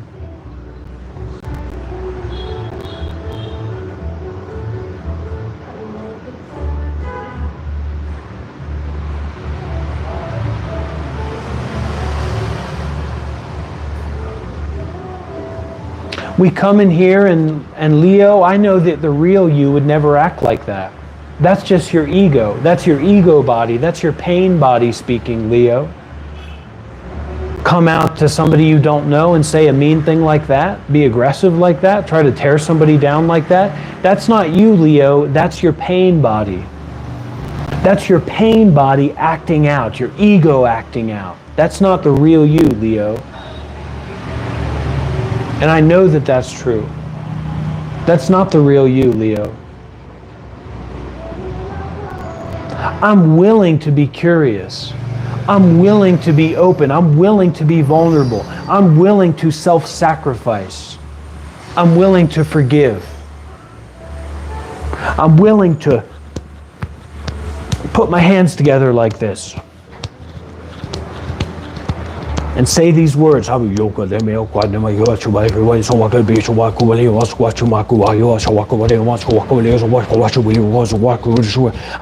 to do that. I dare to do that. I dare to do that. To be outside the confines of normalcy. To be outside the consideration of religious views.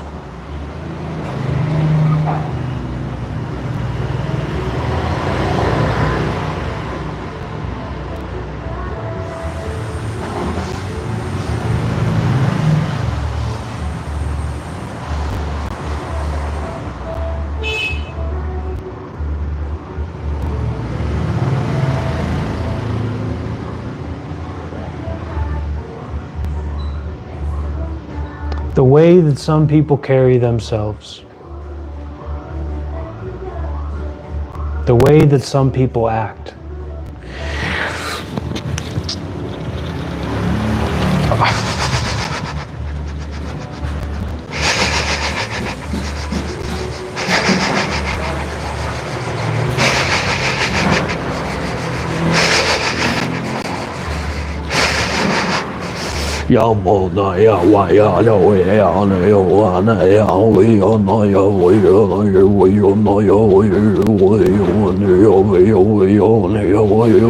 Purify, purify, purify, purify, purify.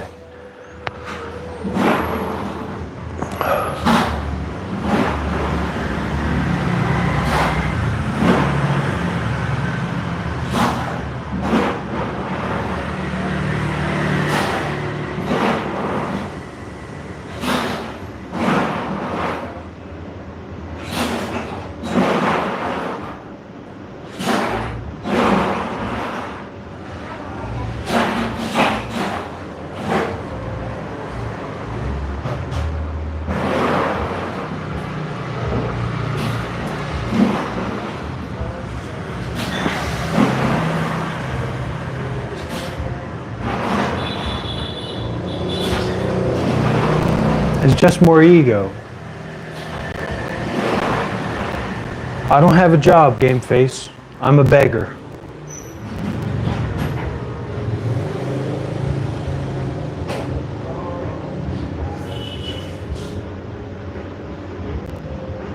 I'm a Buddhist beggar.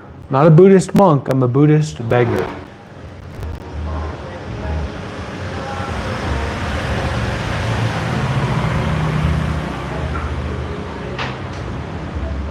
Or maybe a Buddhist beckoner.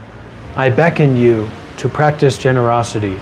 I beckon you to practice mindfulness and detachment. I beckon you. This is the beckoning. This is the untold beckoning of a new era.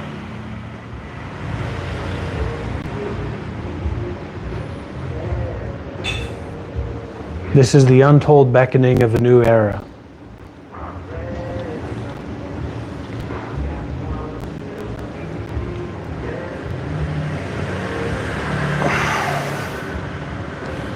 Astral projection is low-level stuff. Mindfulness and detachment is high-level stuff.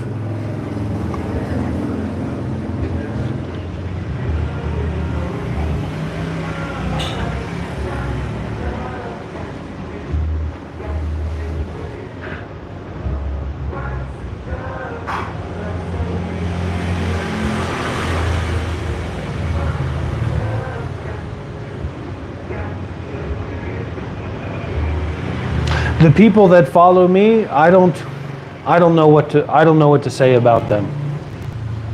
They must be some very strange people.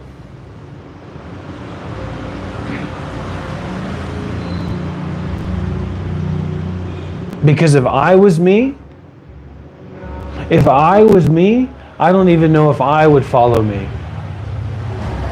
If I was me, I don't even know if I would follow my teachings. You know what I mean? You want me to get help? You want to know what help looks like? Huh? You want to know what help looks like in my domain, in my dominion? Ismail, don't you talk about Buddha like that.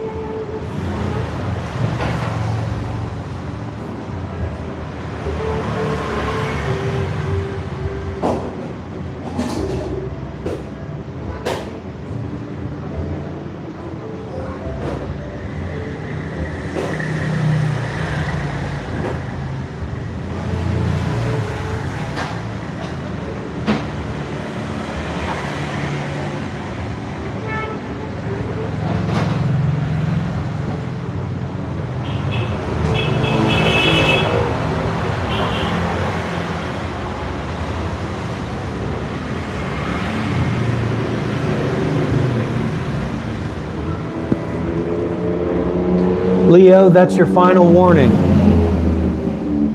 I won't warn you again, Leo. Get it together.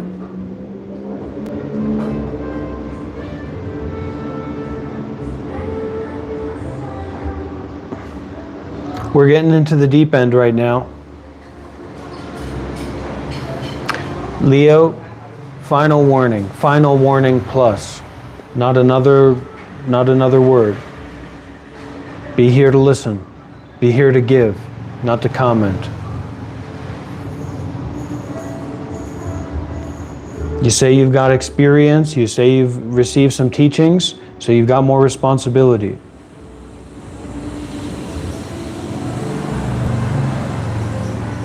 Don't be so generous. Don't be so generous.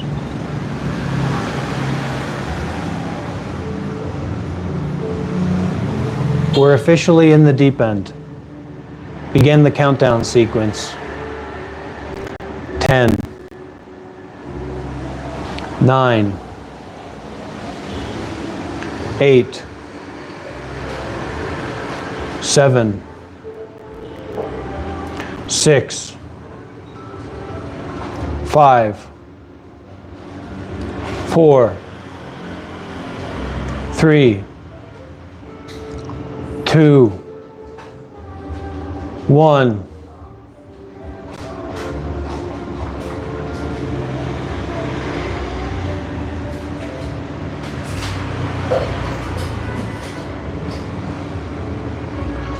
Ten,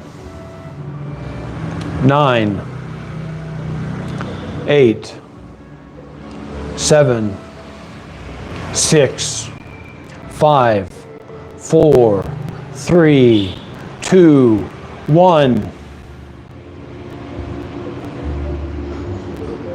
Use the word everything to blow out the candle of non-stop thinking. Everything. Use the word everything to relax, to release the whole body and mind. You're telling a story, you're making up an idea about what you're seeing. You're making up an idea about what you're hearing, what you're experiencing. Stop making up. Stop assuming up. Stop playing the game of non-stop thinking. Step back and widen out. Become aware. Return to awareness. Return to presence.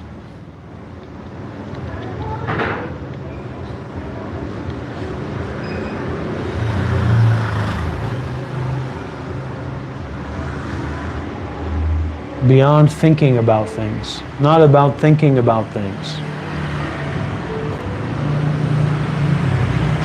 Not about thinking about things. Okay? Now let's get some big W's in the chat, everybody. As we go into stage 4.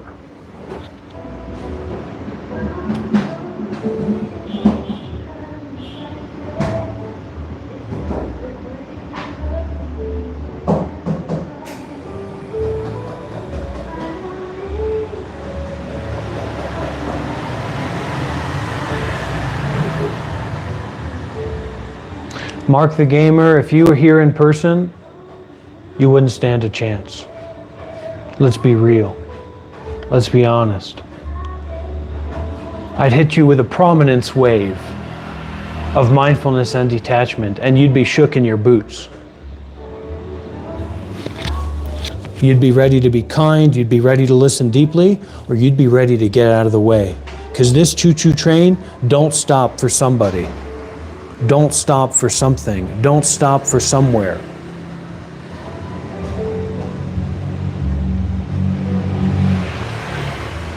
Don't stop.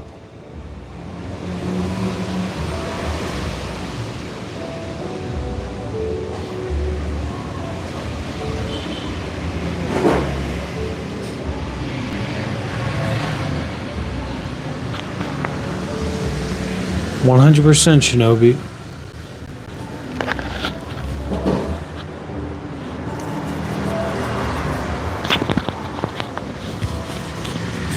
Take a deep breath in. Watch what I do right here. Try to follow along if you can, but understand this is a little bit more for more experienced people.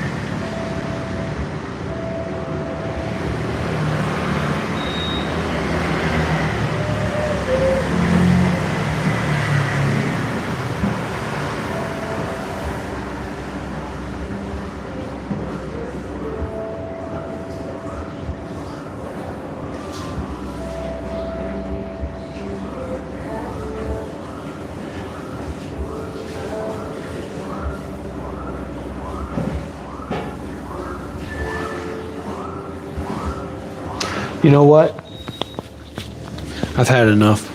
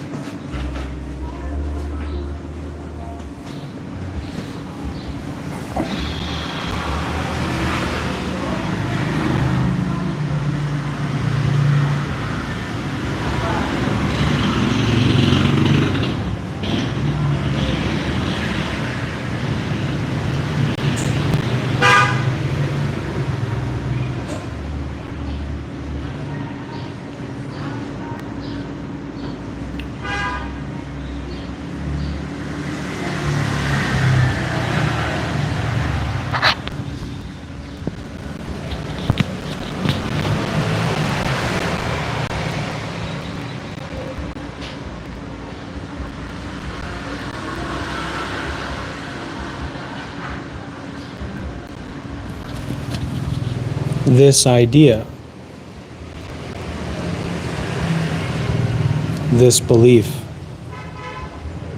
that we are the most important person in the room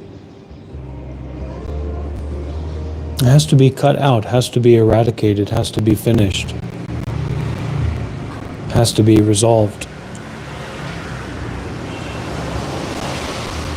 That your opinion doesn't matter.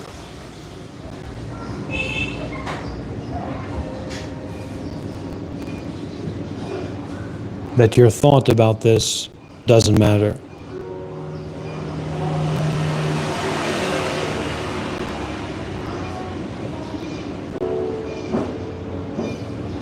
Namo Guanshu Yimpusa.